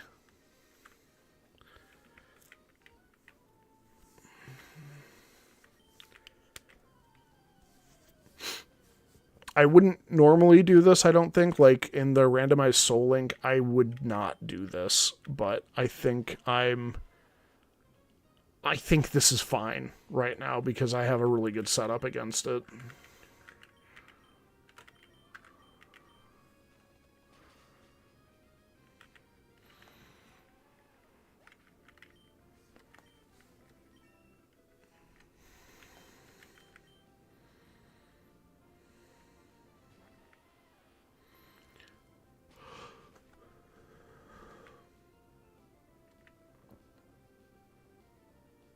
Yeah, electricity's power was weakened. Good job.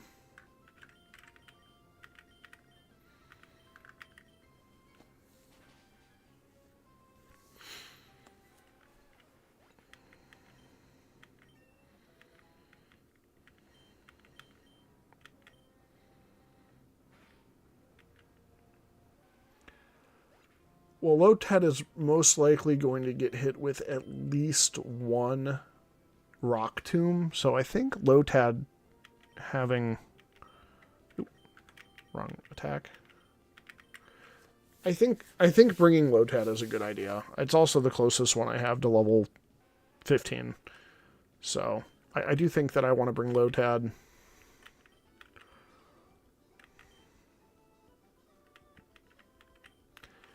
I could also bring... I think I want to teach Lotad Bullet Seed. I can't think of another Pokemon I'd rather have Bullet Seed over Lotad.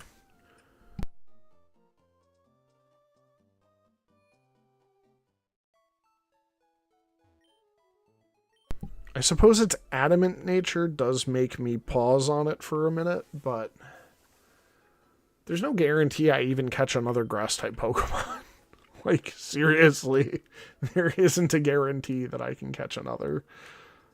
I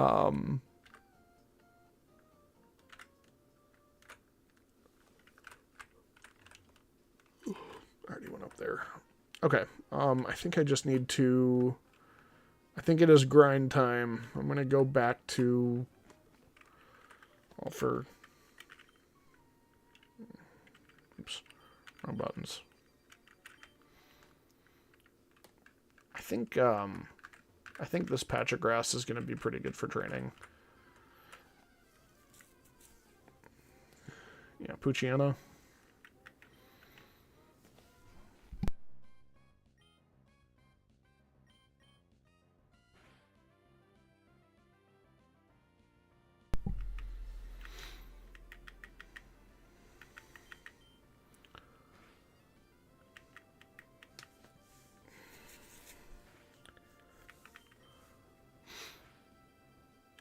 I suppose I could get another encounter over on Route 106. Maybe that's what I'll do first. That's probably a good idea. And I think the Pokemon might be a slightly higher level over there, too.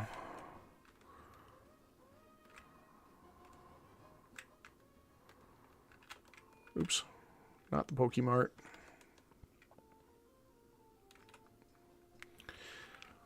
Let's go see what our encounter is on Route 106.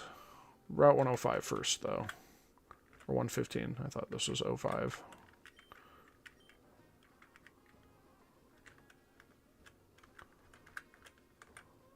Can get the item over here. I don't actually know what this item is supposed to be. Super potion. Sure. Sure. That's fine. Good to have healing items in the bag for when I need them, but...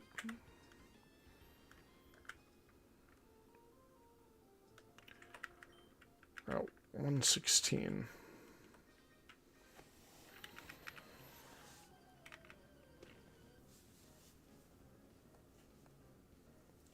I bet you have a Zigzagoon. Oh, a Machop. Color me surprised.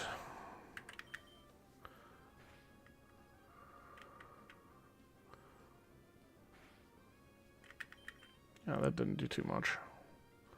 Plus, I'm going to heal half of it back.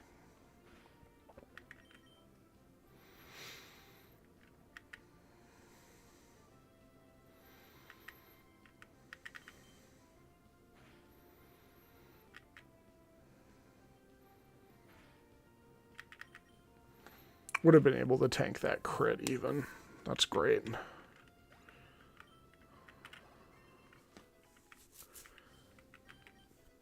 Nature Power. I might actually be able to use that, because Nature Power depends on the berry the Pokemon is holding.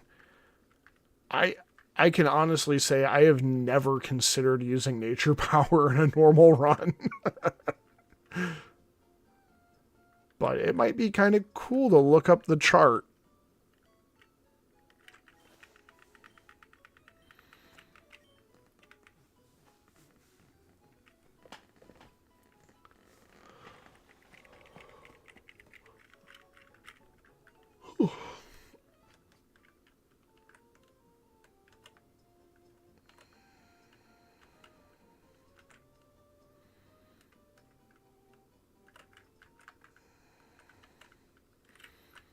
Is an item over here.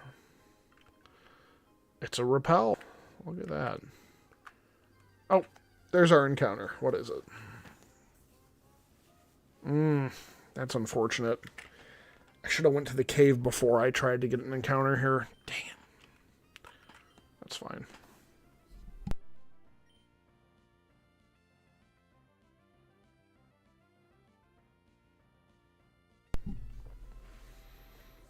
All right.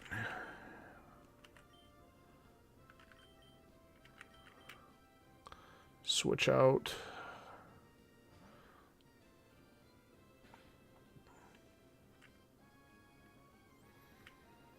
Just gonna try to hit it with a tackle or two.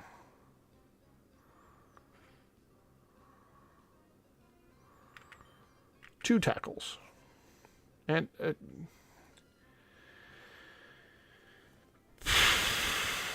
I swear, Poochyena, you are testing my patience.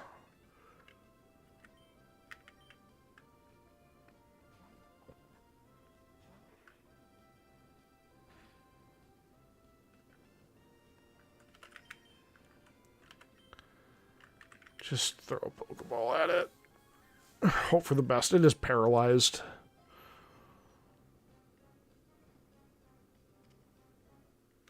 There we go.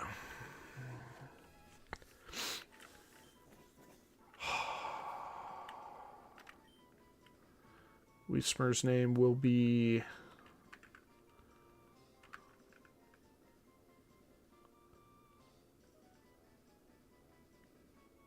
I was going to name it after a famous female singer, and now I just can't think of anything.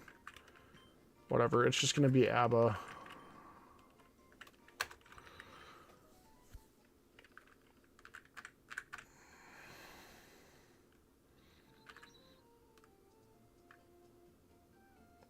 Definitely going to have to heal my Poochyena after that mistake.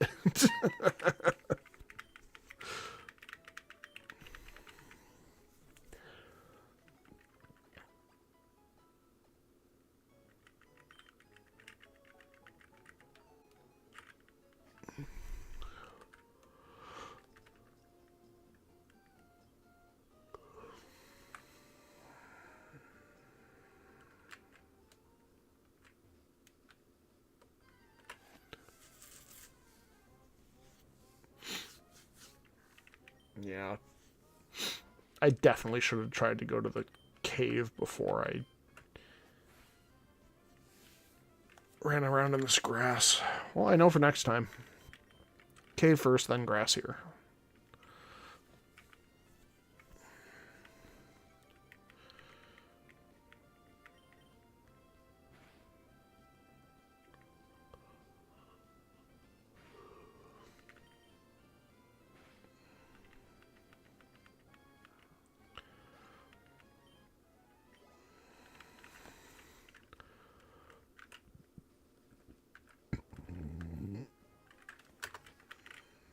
I think that's a trainer. Abba has an item. A Chestoberry. Nice.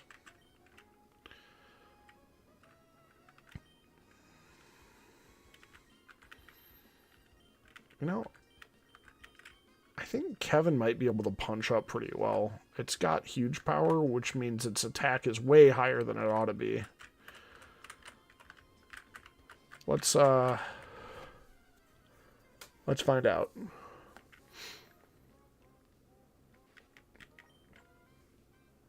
I really wish my encounter was this Nincada.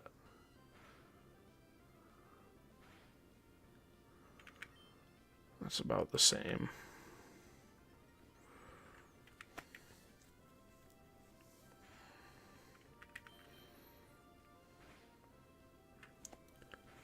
I think I'm going to have to switch out, though.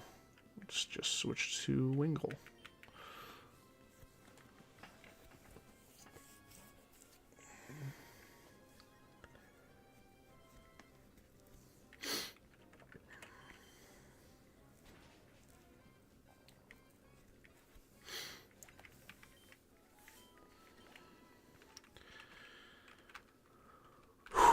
Nincada's 2 encounters for the price of 1 once you get it to evolve. Would have been the dream, but that's okay. I mean, Shedinja's not the best Pokemon, but I mean, it'll suck up a hit.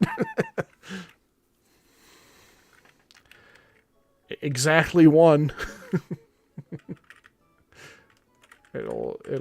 Yeah.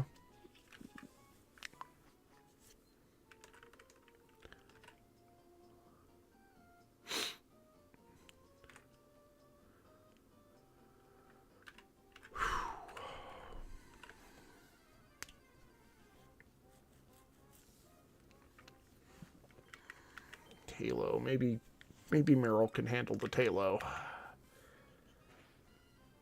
Yeah. That pack hurt more than I wanted to.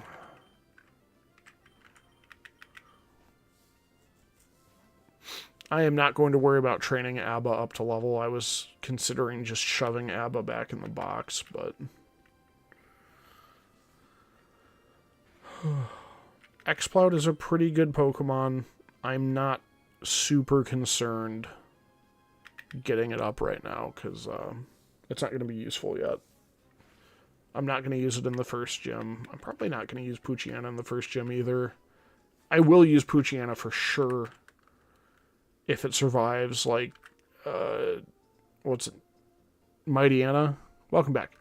Mightyena is going to just mess up Phoebe. I caught a Whismur on Route 116. I should have gone to the cave first, because the cave only has Whismurs in it, I'm pretty sure.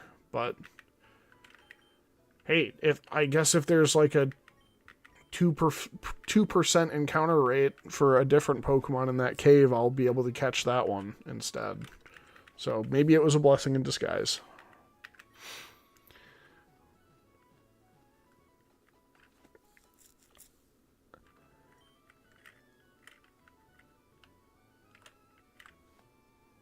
Yeah, I named it ABBA. I was trying to think of a really popular female singer, and I was like, whatever, ABBA. Let's see. Who am I definitely not going to use in this fight? I caught a Meryl for Route 104. I don't know if you saw that, but yeah. Oh, yeah, you mentioned Kevin was somebody that you'd buy meth from. If it learns a water-type move, it would be really good.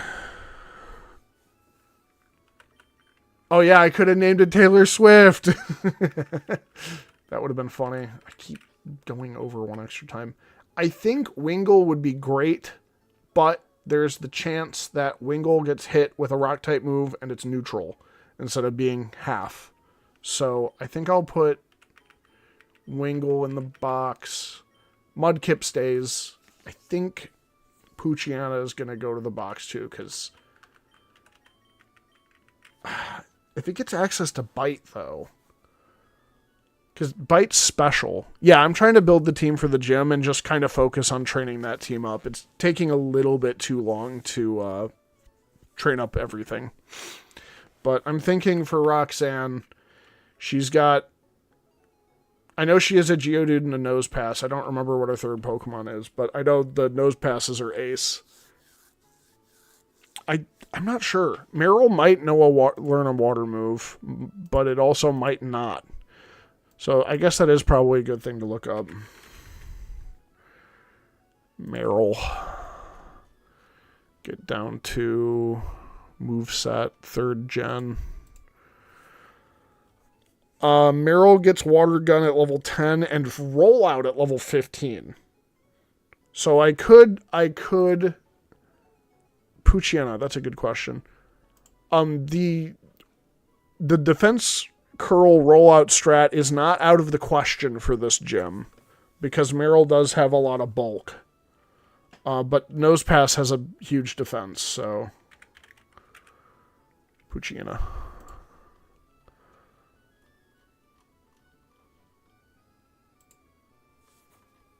It learns Bite at level 13, and it also has access to Sand Attack.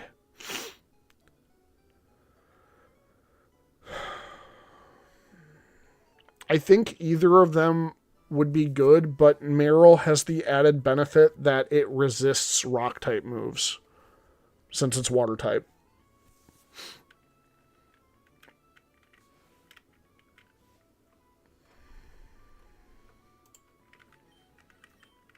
So I think that'll be my team.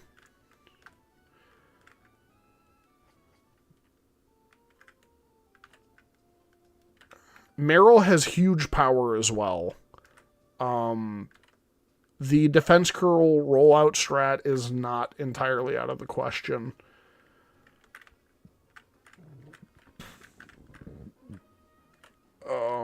Let's just go punch some bugs, I guess. Although Shroomish is in here. Never mind. I don't want to risk running into a Shroomish.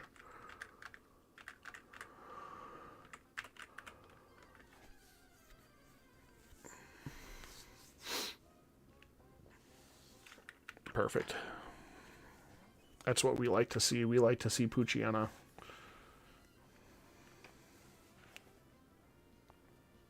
We don't like to see Poochyena crit.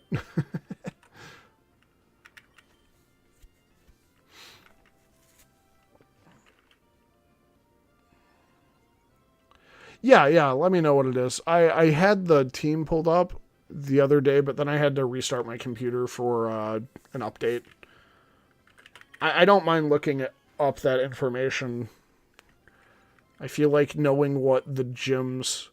Realistically, your character in the game would be able to do research and learn what each gym leader's type is, so... Or type and team. I don't think it's cheating. Yeah, it really is. And yeah, I thought it might be a second Geodude, but I didn't want to... I wasn't going to put money on it, you know?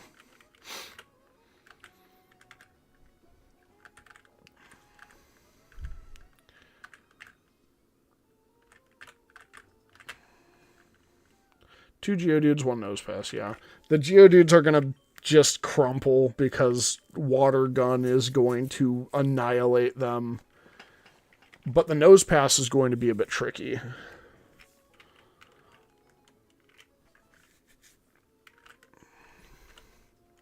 I already beat all of the gyms in... Or, not the gyms. I beat all of the trainers inside of Roxanne's gym already. Just to get a little bit more experience. There's still some trainers out here. In fact, there's a trainer right here waiting for me. I think I will Mudkip it.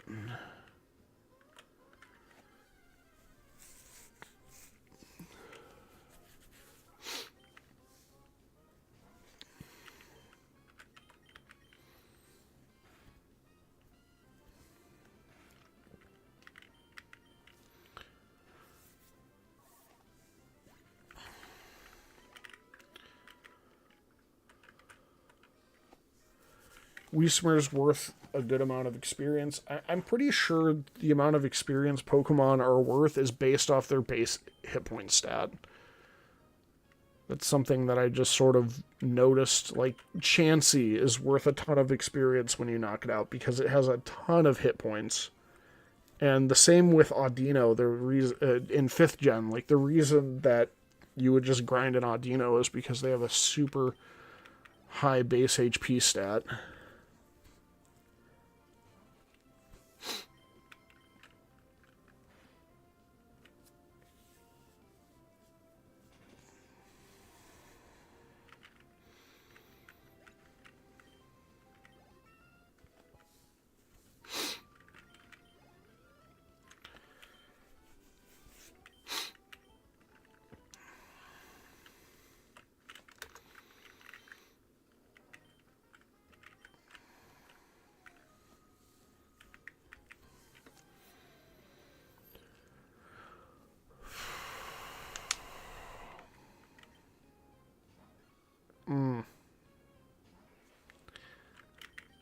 This is the problem.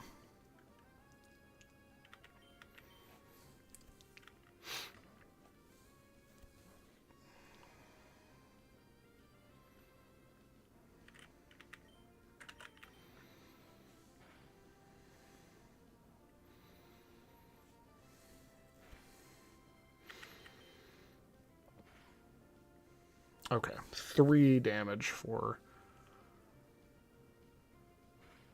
absorb from this Shroomish. It's better off using Tackle. 4 damage that time. Must be a range. Hey, a crit. There we go. Okay.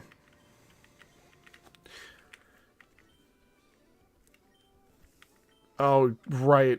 So you have to focus on when class is actually supposed to start. Since you're there and you shouldn't even have to be. Ugh. Well, that means National Day is this coming week, isn't it? Or was it last week?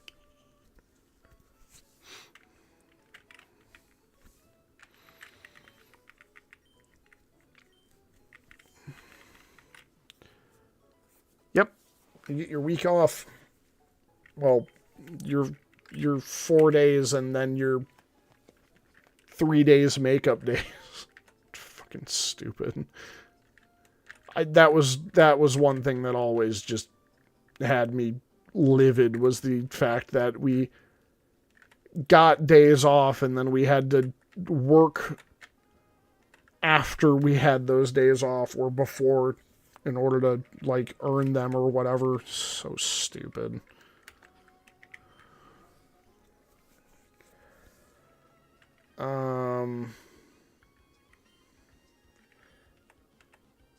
I want to try to hit this as a double battle.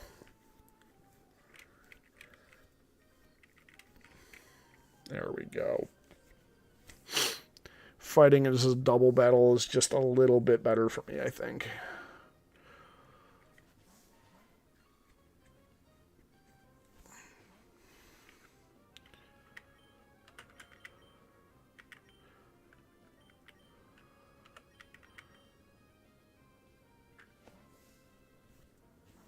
Oh, yeah.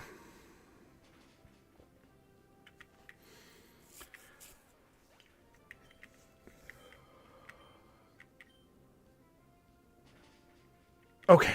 It doesn't do that much damage. That's good. What I can do is I can just hit it with Mud Slap to try and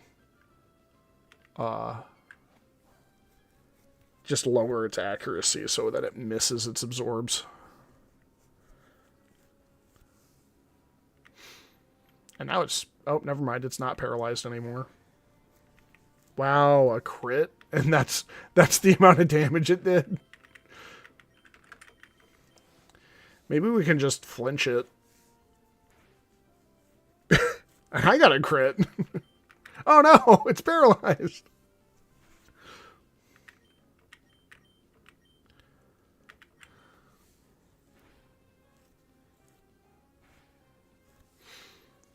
Yeah.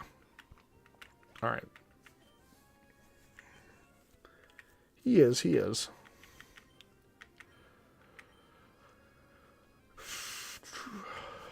Oh, there's a Lotad. Uh-oh.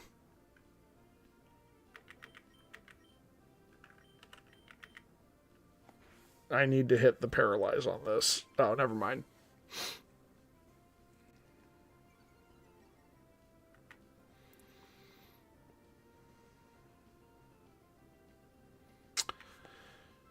All right. You missed too.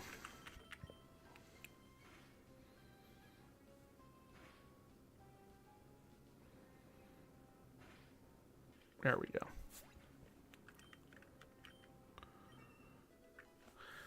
Lotad is level 14.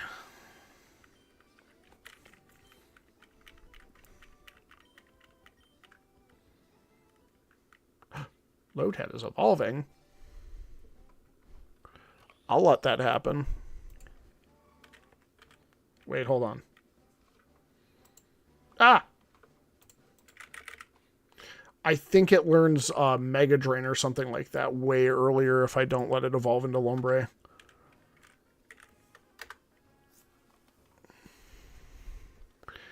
I accidentally minimized it. Let me double check.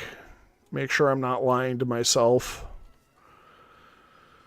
Okay, in 3rd gen, Lotad learns Mega Drain at level 43. And Lombre does not learn Mega Drain. So I actually want to wait until level 43 before I evolve. Yeah. Yep. I want to wait, because Mega Drain is way better. Although TM19 is Giga Drain, and that's just better than Mega Drain. So I guess if I find the TM for Giga Drain, then I just scrap that plan and let Lotad evolve. But yeah. It's not Mega Drain on a TM, it's Giga Drain. That's it. Tip of my tongue, you know.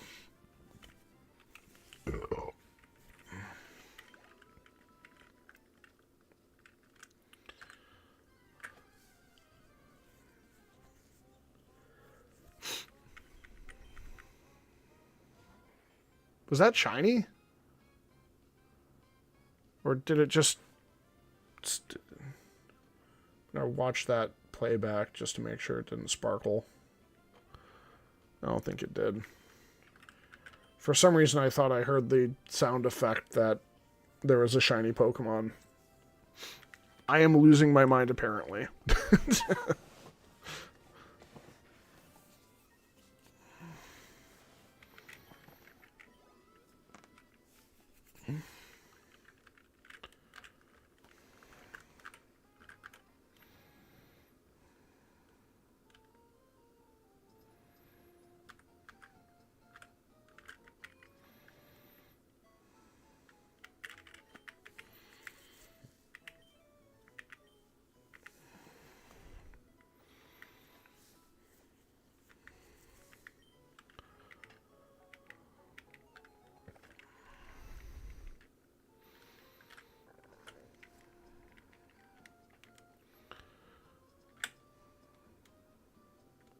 I always... Oh, yeah. I would definitely allow my shiny claws, or a shiny claws. If I catch a shiny, then I can just use it. It doesn't matter. It's not going to count as my encounter for the route if it's the first thing I encounter. And if I encounter it after my first encounter, I'm just going to catch it. Like, the chances of actually finding a shiny are so poor. If I do manage to find one, I just get to use it. And yeah, I'm not going to go shiny hunting or anything. It's just if I run into one when my repel wears off or whatever, I just get to use it.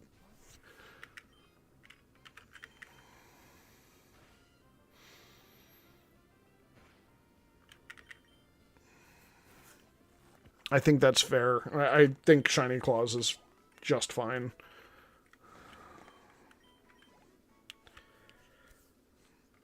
Yeah, exactly. And with how many crits I've received, I don't feel bad about it at all.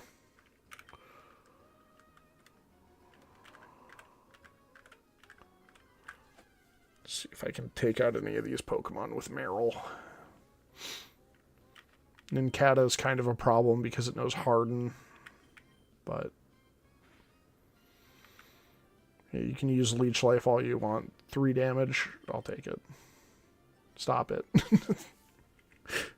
Stop it.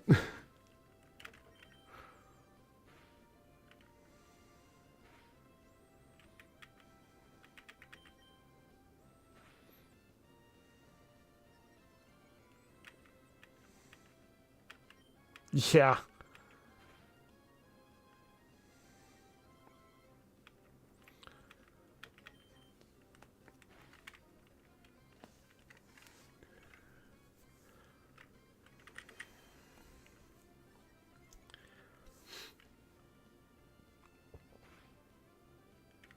True.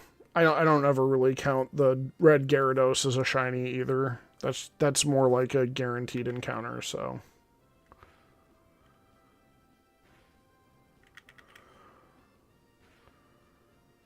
Speed tied with this Nincada.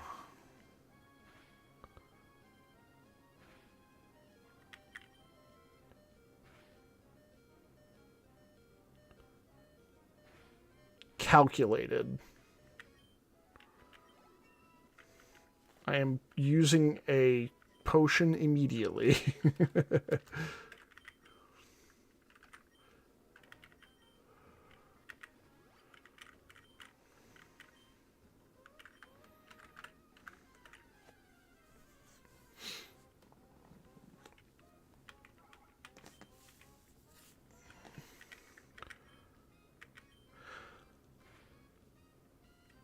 Nice crit. Ow. I'm not pushing my luck this time. Yes, thank you, Darkest, what is it? Darkest Dungeon, yeah.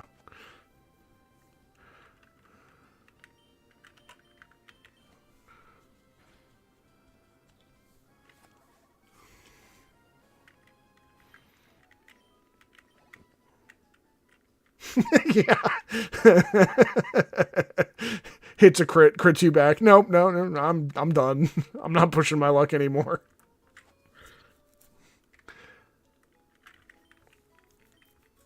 When that Nincada got me down to 1 hit point, that's about as risky as I'm gonna take things.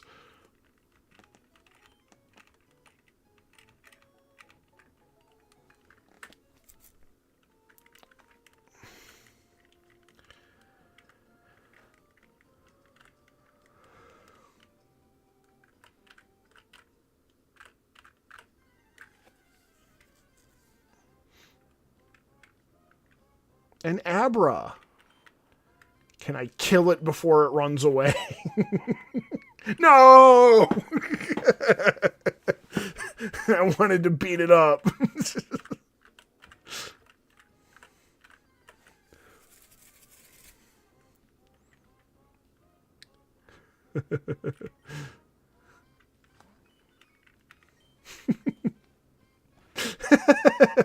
True. How can I be less risky? I just mean I'm not gonna take that risk again. That was my one time. That was my one time where I'm gonna stretch my luck, and the second I get touched, I'm like, no, I'm done. Goodbye.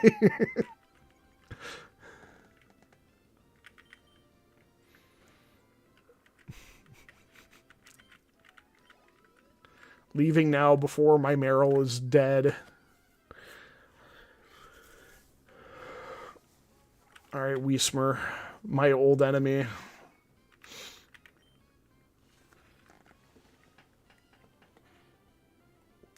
God, stop it. Just stop it.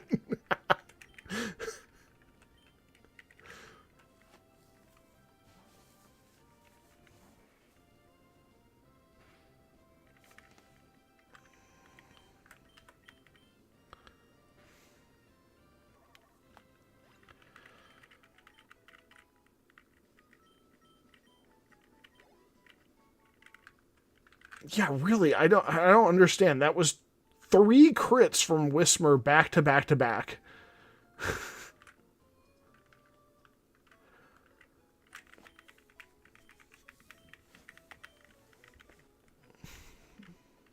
Who knows, maybe I have my randomizer enabled still and just everything has been very normal. Stop it. Get some help.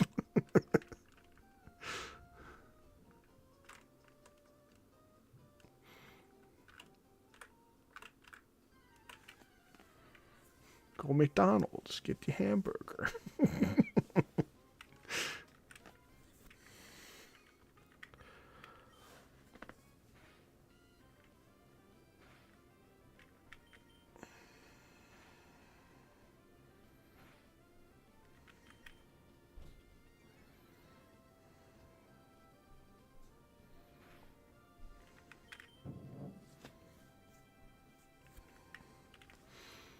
No. It missed. Wait for focus energy again anyway.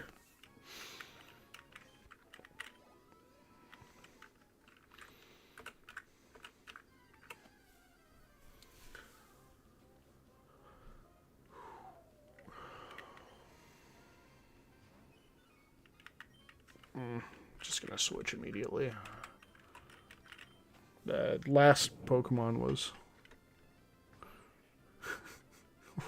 Ronald Rat.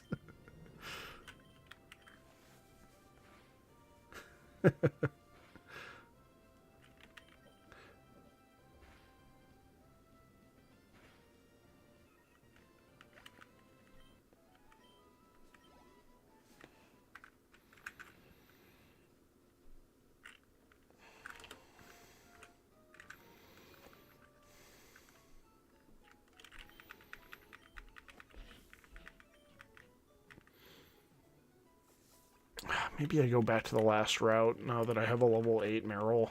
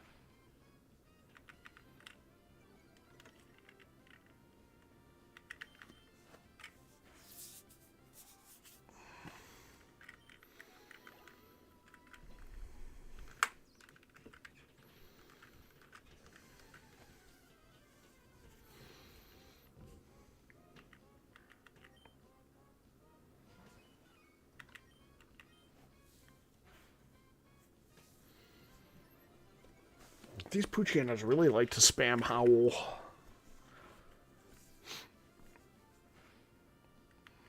and crit me.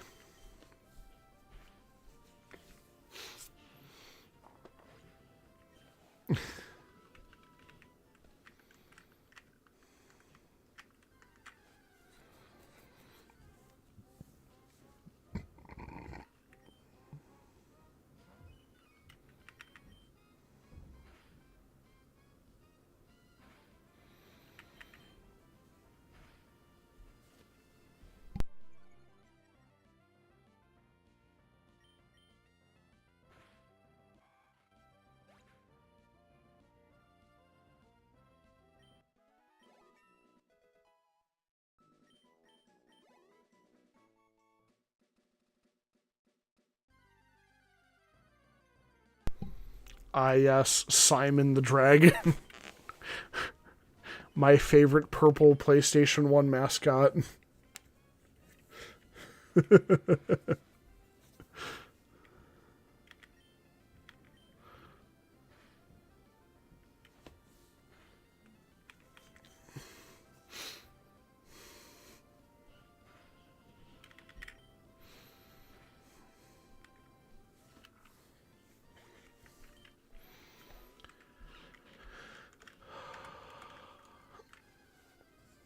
Cash Banuka.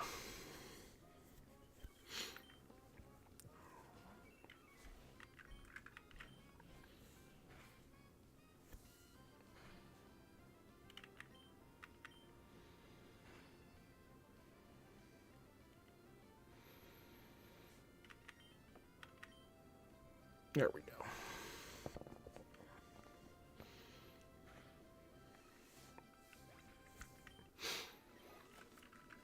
Back to the Pokemon Center. Gross. At least I have the power of speed up on my side and as I crash into the Pokemart instead of the Pokemon Center. Yeah, we'll never get one. It's okay. The problem is people will expect a good game and they can't deliver, so...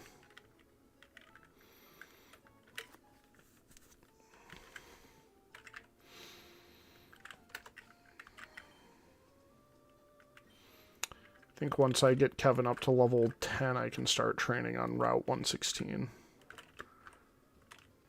Maybe I'll stop getting crit by Whismurs too. That would help.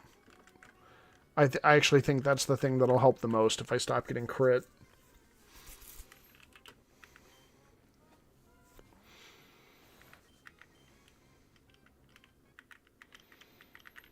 There we go.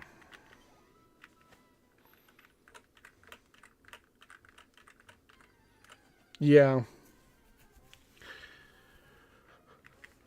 Sad but true.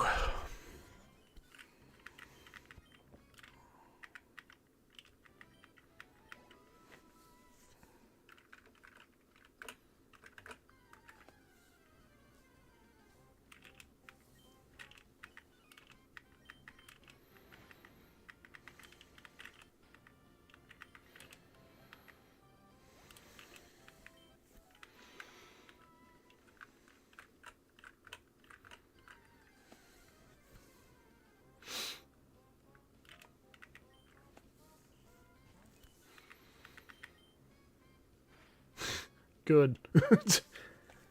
I don't think I played a game by Ubisoft that I actually enjoyed playing in years.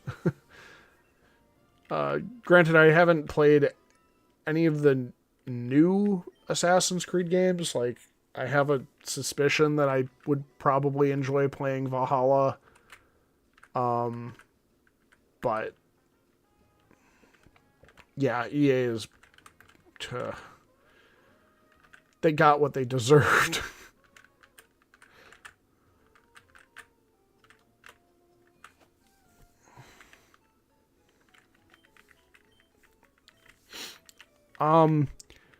I always bring up the example of Terraria for a game that is like the exact opposite of everything EA stands for. That game came out a decade ago, and it is still receiving support.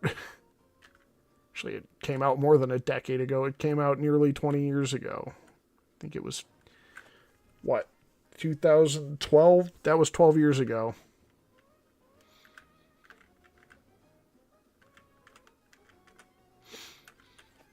Granted, Terraria is pretty limited, but still, it's a cool game. I love it. But yeah, no, I understand. Open world games are a little bit too overhyped and overrated.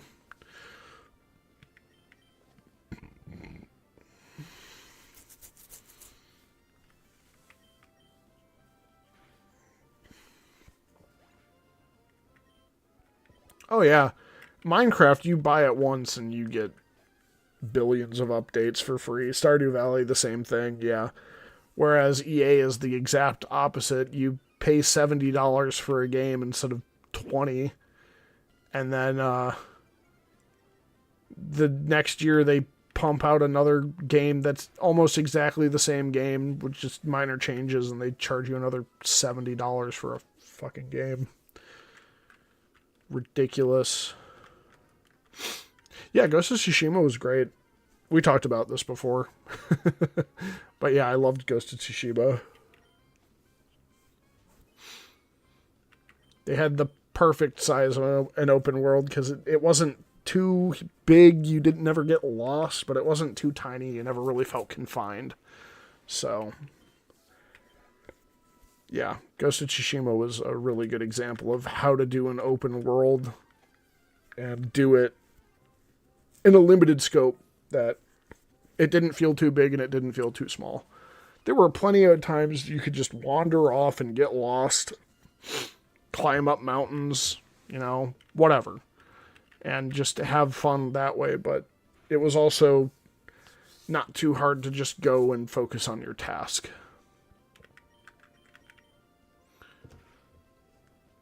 I don't play Grand Theft Auto. I played Grand Theft Auto 3 on the PlayStation 2, and that is the only Grand Theft Auto game that I played.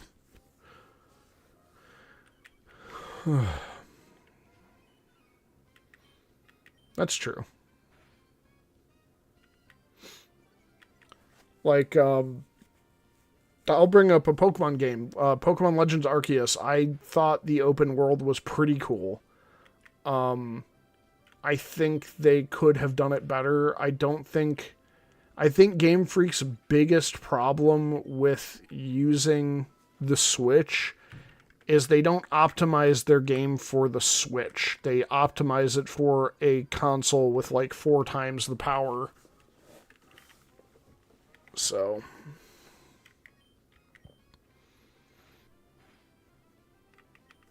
I thought as a proof of concept, I thought Arceus was awesome. It was such a cool step in a different and fun direction. And I enjoyed it. I thoroughly enjoyed Pokemon Legends Arceus. I would maybe try to do a Nuzlocke of that, but I think it's kind of hard to do Nuzlockes for most of the newer Pokemon games because they just hold your hand a little bit too aggressively and heal your Pokemon all the time and just kind of remove all the challenge from it. But yeah, I mean, just take your time with it. If you felt like you were getting bored of it, put it down, come back to it another time. Don't force yourself to sit through all of it. Because it's a Pokemon game. It's exactly what it says on the tin. The story is not going to be anything to write home about. And if you force yourself to trudge through it, you're... Yeah, I get it. I saved a lot of the research stuff until later. But yeah, if you just sit down and force yourself to play it, then you're not going to have a good time. It's gonna... Yeah, but a lot of the side stuff just stays around. You can do it at any time.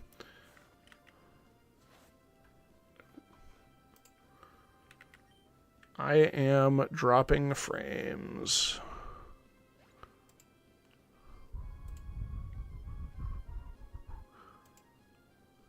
No, I totally understand that. I love doing side content.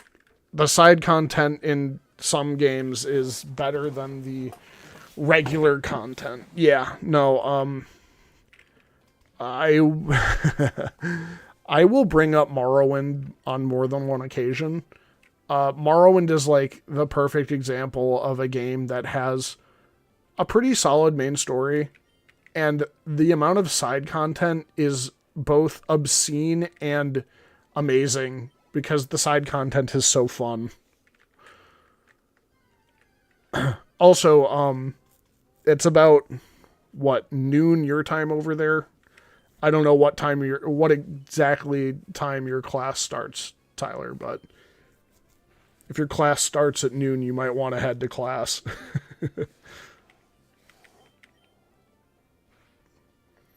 I'm just getting all my Pokemon up to level 15 right now. Yes, yes. Think it'll rain?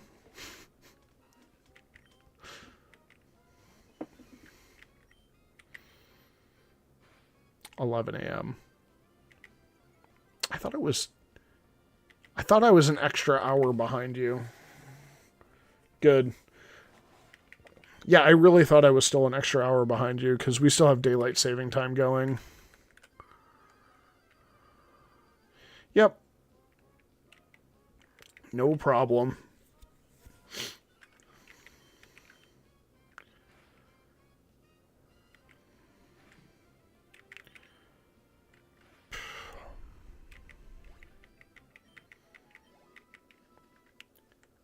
This is the worst part about not having infinite rare candies. Just sitting here. And I would speed this up, but I'm afraid I'm just going to get hit by a crit and not notice until I've already selected my next attack.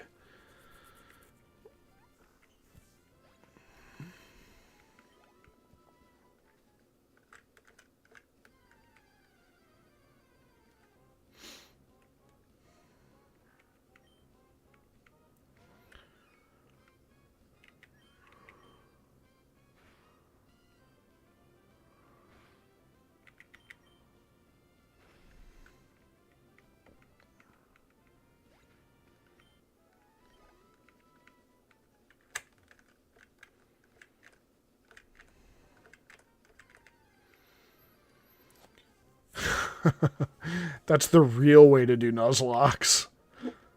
Like I said, well, you might not have been here, but I, as a disclaimer for Nintendo at the beginning, I own this game in a physical sense. I own a Nintendo Game Boy Advanced SP.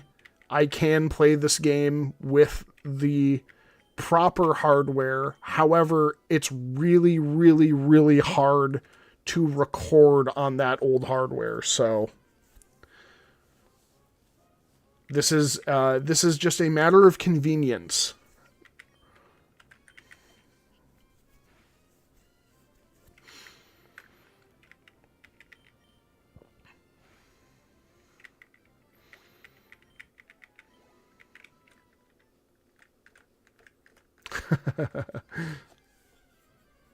Oh, I had a lime green Game Boy Color. I know the pain. I don't think Meryl has great special defense.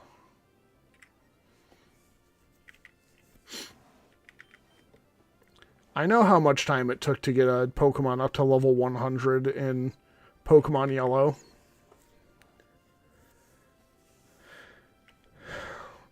I always had a level 100 Dugtrio in Yellow.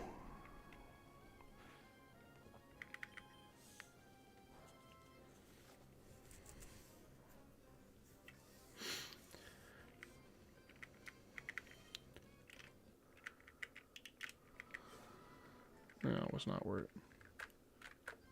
Yeah, yeah, exactly. The see-through Game Boy Color where you could see all the electronics, the boards. That was so cool.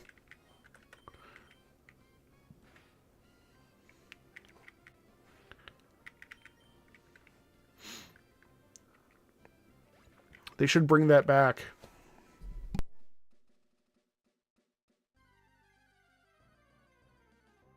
Can have the see-through PS5 and it still has no games.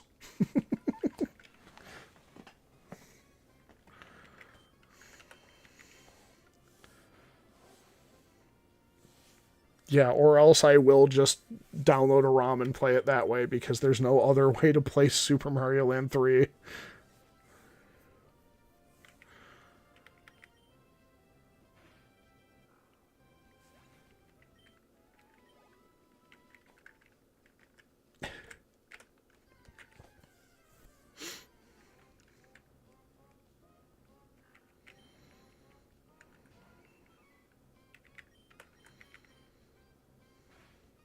Yeah, but the 3DS isn't supported by Nintendo anymore.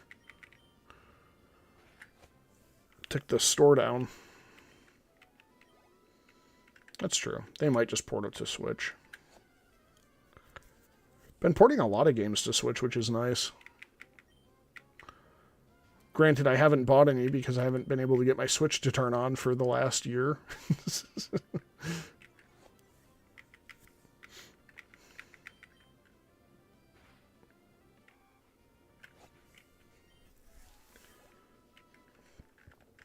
I really should figure out why my Switch isn't working.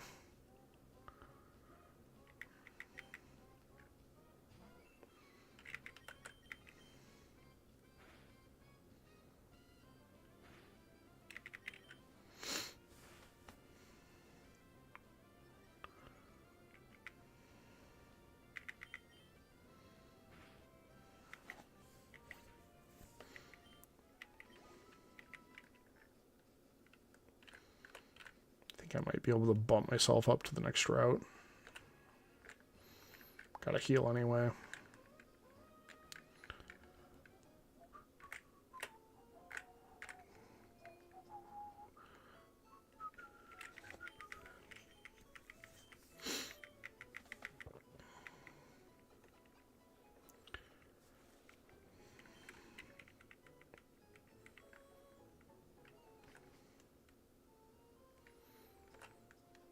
Yeah, hello. I know Tyler, the other chatter, from real life. We used to work together in China. We taught English over there. So we know each other. Been shooting the shit for a bit, so.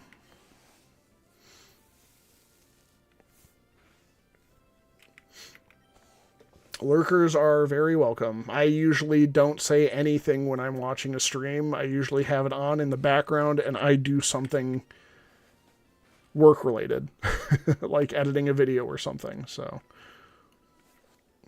Or I do my classwork. Whatever. Alright, Tyler. Have fun in class. We'll see you around. I might just start streaming for a couple hours every night with this. Yeah, sure.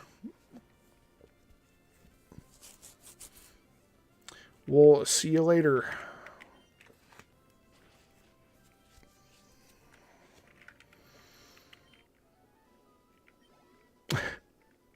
No, that's okay. I didn't know any Chinese either. I lived in Beijing for 5 years and I never learned it. I can understand some of it, but it's very difficult. Kudos if you can actually learn it. It's super hard. I started taking Chinese lessons and then COVID hit, so I very quickly lost interest in learning because I was too busy being sad because COVID sucked.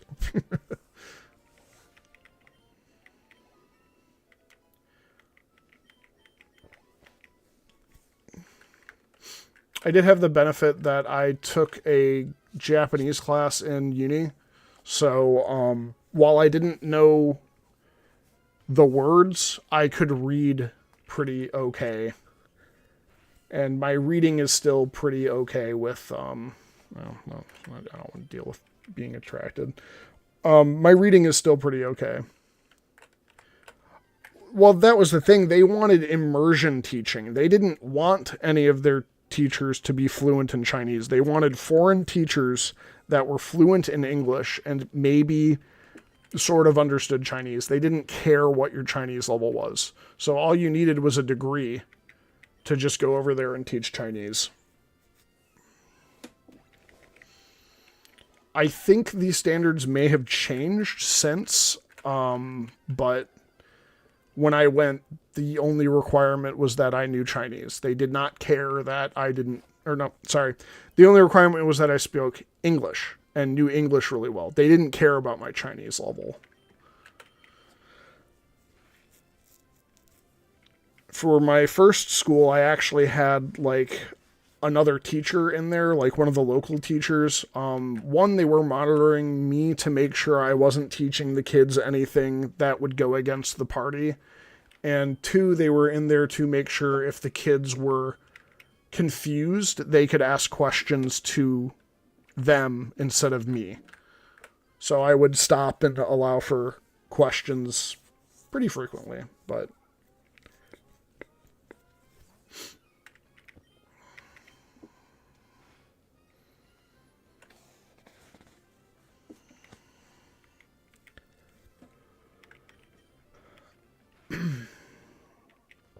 I would do it again. I kind of wish I had gone earlier because being stuck there over COVID was awful.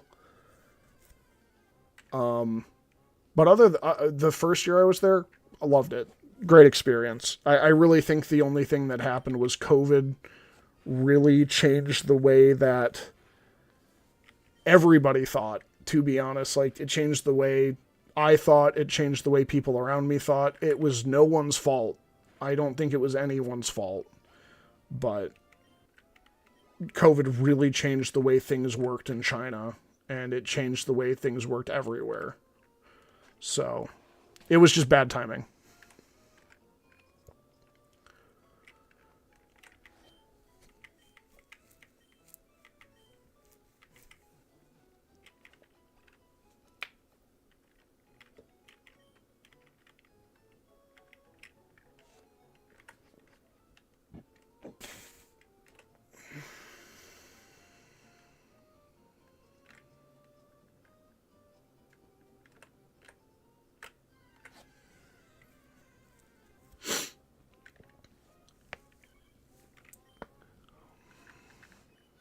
Yeah, it's really sad.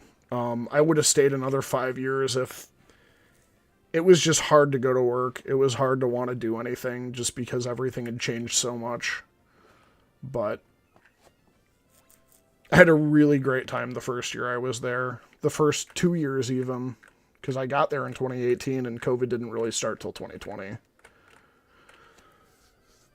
And even the first bit of COVID was funny because as a foreigner, I'd go onto the subway and if there was anyone in the car, they would just leave.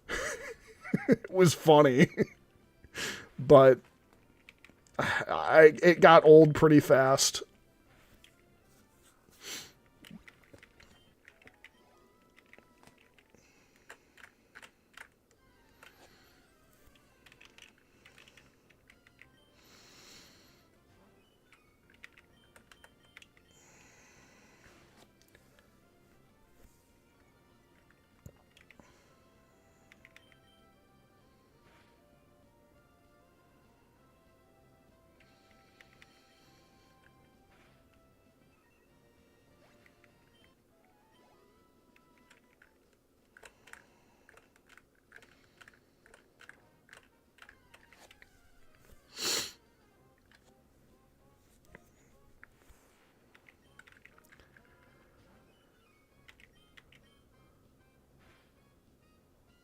Oh, man. Thought I could murk that Abra before it left if I could hit it.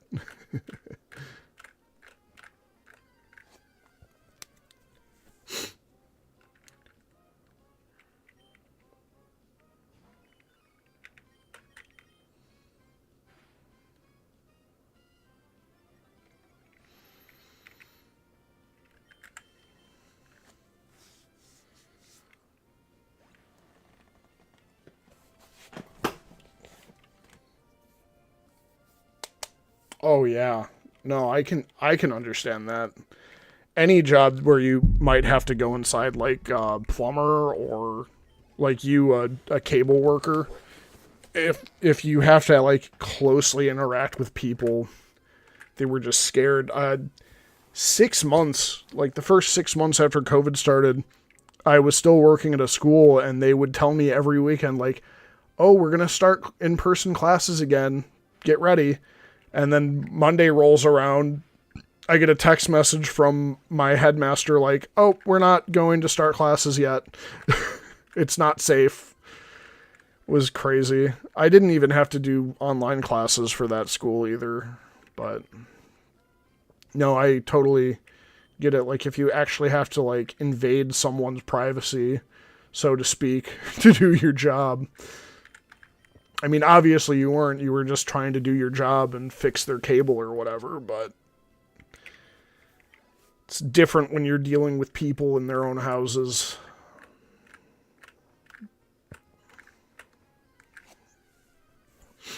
Different and weird.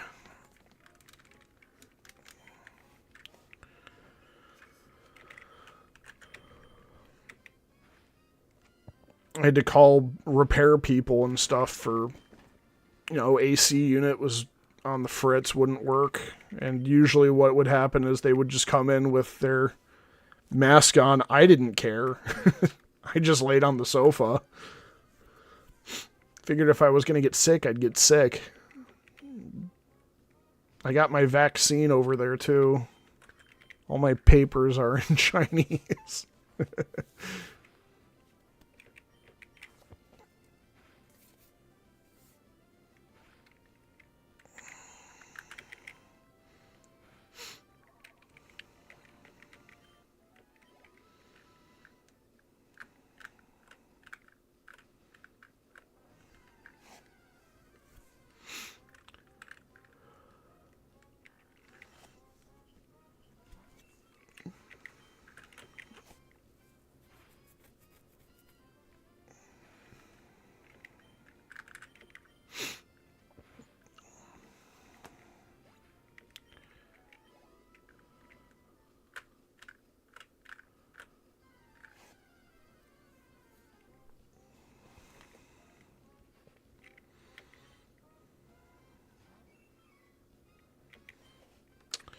Yeah.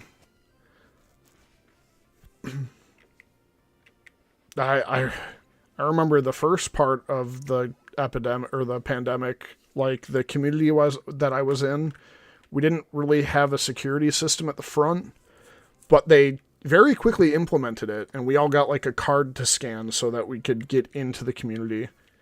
And they always had two people sitting by that gate. One of them was a police officer that just wore like a regular surgical mask.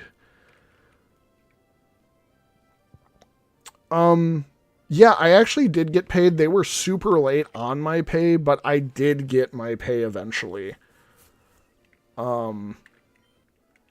They had already owed me 6 months back pay, or maybe it was only 3, and then 3 more months after the break ended, and they did eventually pay me 6 months back pay. But they, the government over there required every employee be paid in full for the amount of time that they were forced to miss. Because there was no warning. And, I mean, the government over there, you can say a lot of things about them, but they do take workers' rights pretty seriously in most situations, so. I mean, that's kind of what the whole revolution was based off in part, so. They did pretty well in sort of forcing companies to pay their employees. But yeah, the second person in front was a member from whatever CDC equivalent they have over there. And they were in a clean suit the whole time, like the actual hazmat suit with the funny helmet with the clear visor, and it looks like it's made out of tinfoil. when they made us get tested for COVID like every other day. It was awful.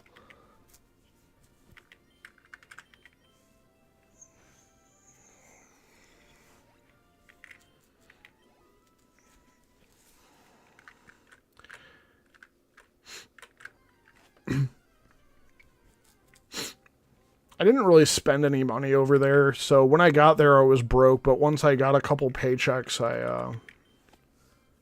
I was fine.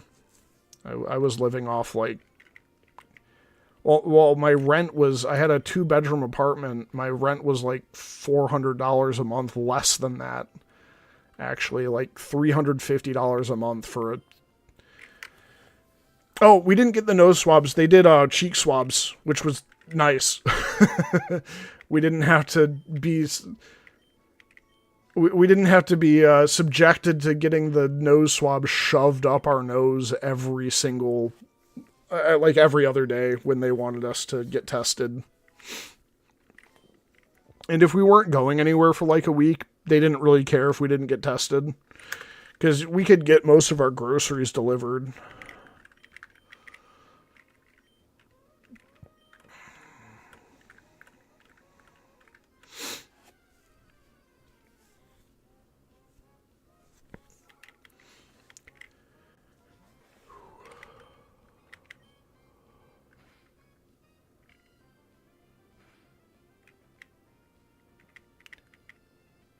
It was nice that we didn't have the nose swabs. It had a little this was when I was in Montogo. I'd moved from Shunyi, but they put this hut outside the like a, it almost looked like a mobile home, and it sat outside right outside the community, right outside the front gate, and you would just go there and get tested, and then your result would pop up on your WeChat. So most businesses required you to scan like a QR code, and it would send your results to that business, just like as a record. So they could say, oh, well, this person entered, and the last COVID test they took was 24 hours ago, which is within acceptable limits, and they tested negative. So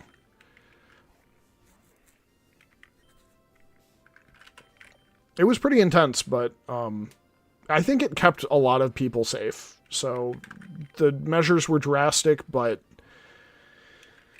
I mean, the ends justified the means, I suppose. It was just frustrating to deal with.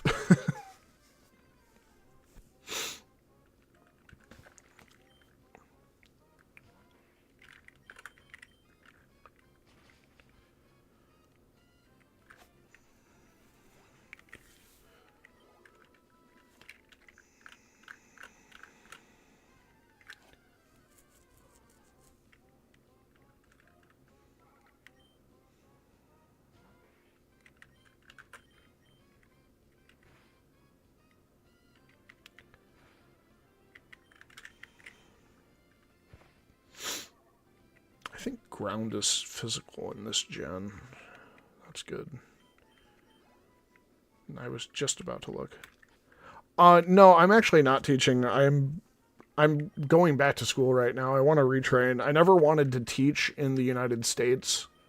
I wanted to teach abroad or do something different. So I'm trying something different now. I'm going to school for a medical adjacent field. It's nothing crazy, but it's like a tech job.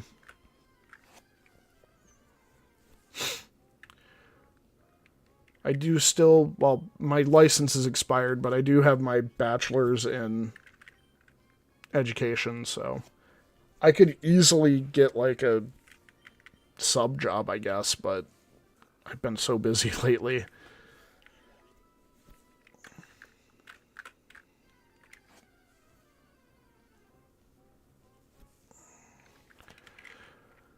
I'm not really sweating it. I liked teaching for several years, and I just kind of fell out of love with it over COVID. I think COVID had most of it to do with. Let me start over. I think COVID was most of the reason I stopped liking teaching as much as I did, but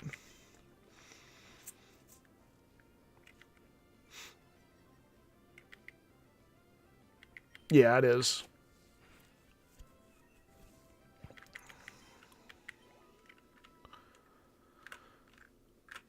It's pretty cool. It's heart telemetry monitoring, so like the electrical data that your heart outputs when it's beating, you can hook it up to a machine and then you can read what the machine says. And that can tell you a lot about what's wrong with a heart. So I get to learn the anatomy of the heart. I get to learn dysrhythmias. It's pretty cool. I enjoy it. I'm also trying to take some video classes so I can learn better video techniques and stuff. Since I'm kind of trying to give YouTube a shot. Doing my best. I just started like 2 months ago, so.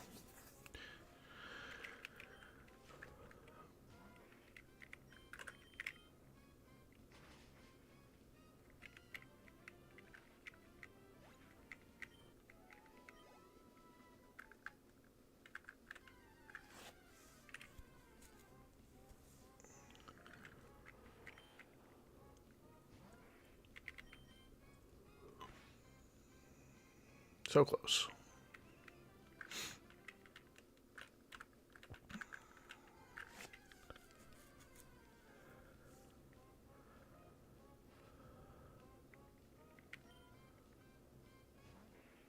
Yeah, no, that's exactly like that is one of the things that we learned about I can't remember exactly what they're called, but that would be something that would be on my monitor, like this person at home, and I can tell their primary care physician, like, hey, this person looks like they're starting to go into cardiac arrest.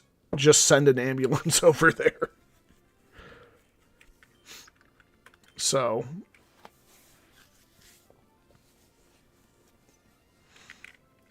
that would be part of the job description.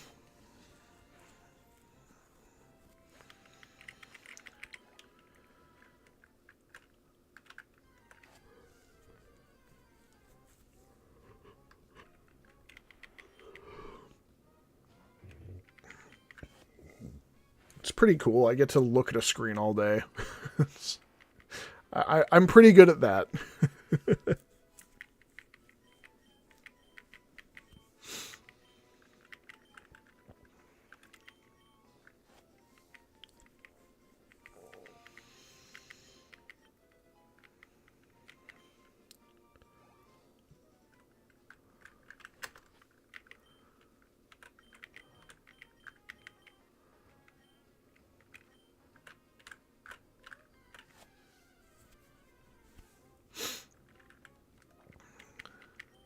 I can think of worse things than looking at screens all day.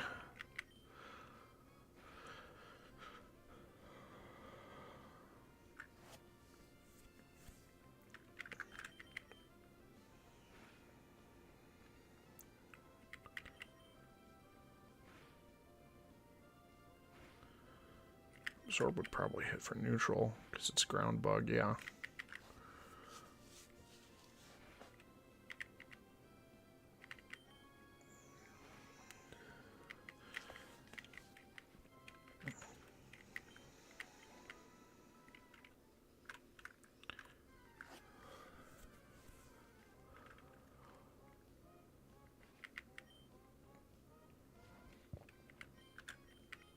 Just hoping it doesn't hit me with leech life, because that'll hit for double, like that. Nah, it still doesn't do that much damage.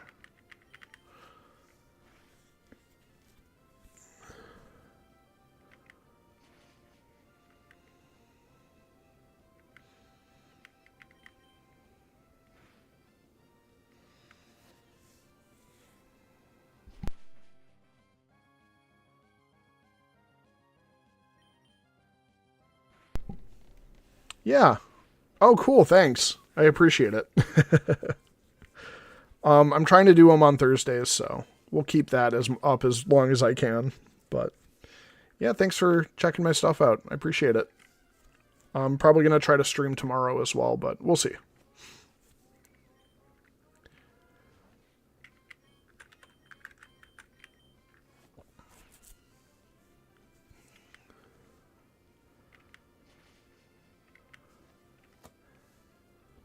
This is getting a little dicey. There we go. Crit. Crit fix everything.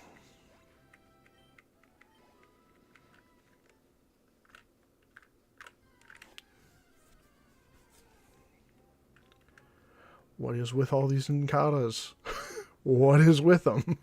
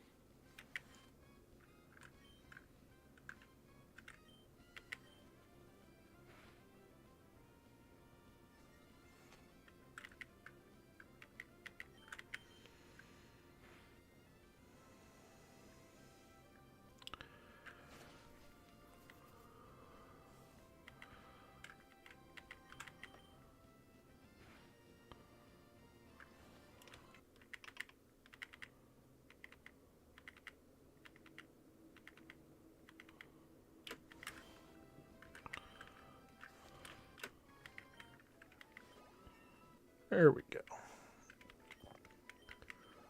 Level 15 for everybody, and we don't want Lotad to evolve yet. Stop it. Stop it. Stop it. Thank you.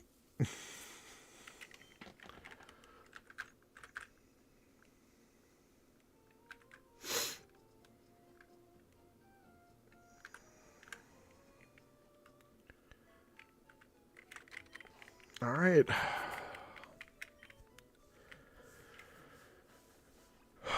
Who do we lead with? Who is the best special attack out of the three?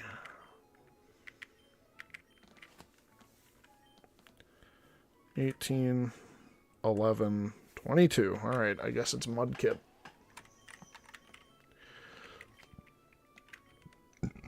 Mudkip leading the charge.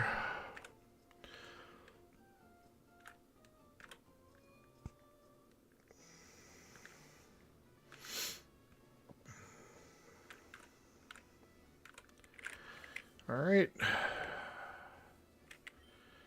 Here goes nothing.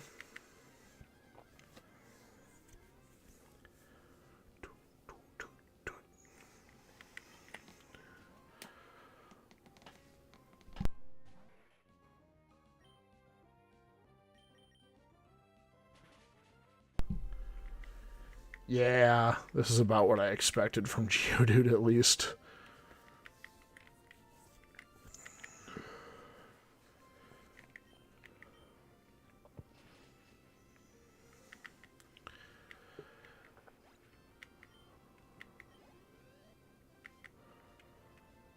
Alright, so I think what I'll do here is I'll hit it with a couple mud slaps to lower its accuracy.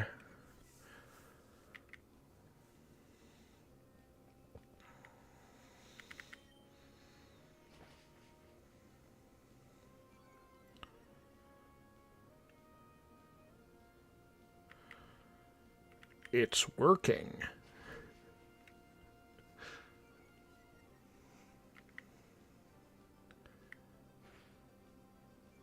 Yep, that's okay. Speaking of berries, I forgot to give my Pokemon berries. And I wanted to switch before it hit me with the block. Dang it.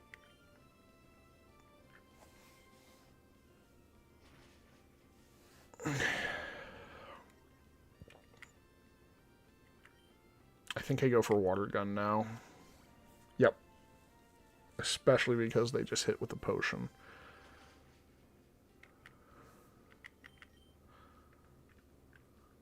And it has, like, no accuracy right now, so we're in a good position. Keep using those potions. You got nothing. You got something, but it wasn't enough.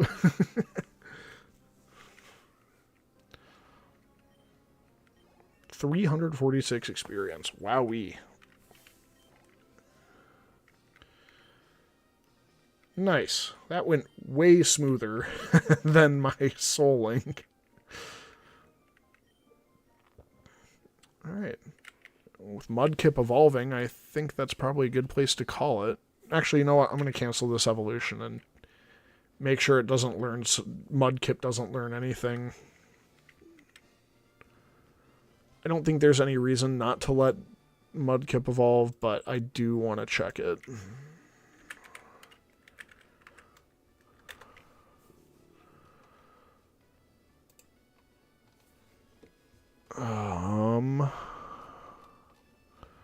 By level up, Gen 3.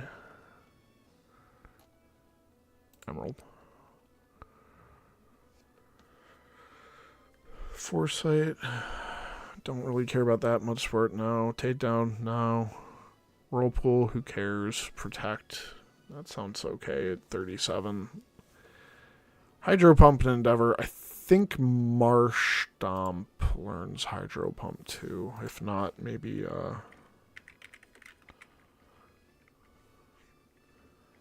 maybe Swampert does.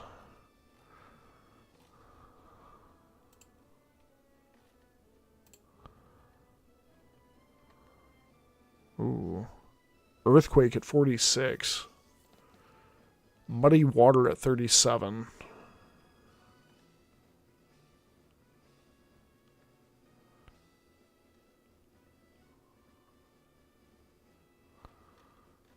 Maybe I should have let it evolve. I don't know if it's going to learn Mud Shot now. Swampert.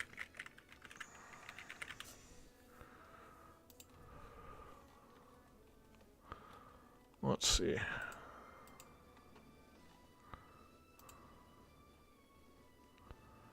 Oh, Marsh Stomp, or Swampert, excuse me. Swampert also learns Muddy Water, Protect, Earthquake. Yeah. Earthquake is... I'm probably going to go Earthquake and Surf anyway. Like, those are going to be my two stab moves. It's hard to beat Surf. Like, Muddy Water has a higher base power, but it has crap accuracy. Yeah, I'll probably just go... I should probably just let it evolve. I don't think I want it to know Hydro Pump. Hydro Pump is too inconsistent.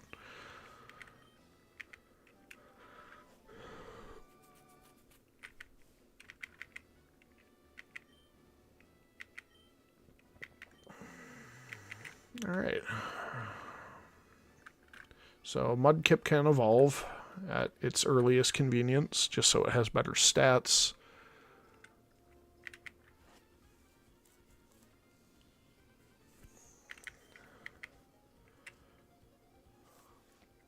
Not my business right now. I need to be done. I'm going to hit the Pokemon Center and I'm going to end the stream for right now. I saw somebody just hopped in because I have 2 people now. One person is my other device. I'm just watching the stream to make sure it doesn't drop frames or anything. But we just beat Roxanne, and this is the team that I had. Mudkip was level 15 at the start of the fight. It's level 16 now. I also canceled its evolution just in case. I wanted to learn a move as a Mudkip before I let it evolve, but it's not worth the time. So I'm going to get my other Pokemon, actually, and then save it and be done for the night.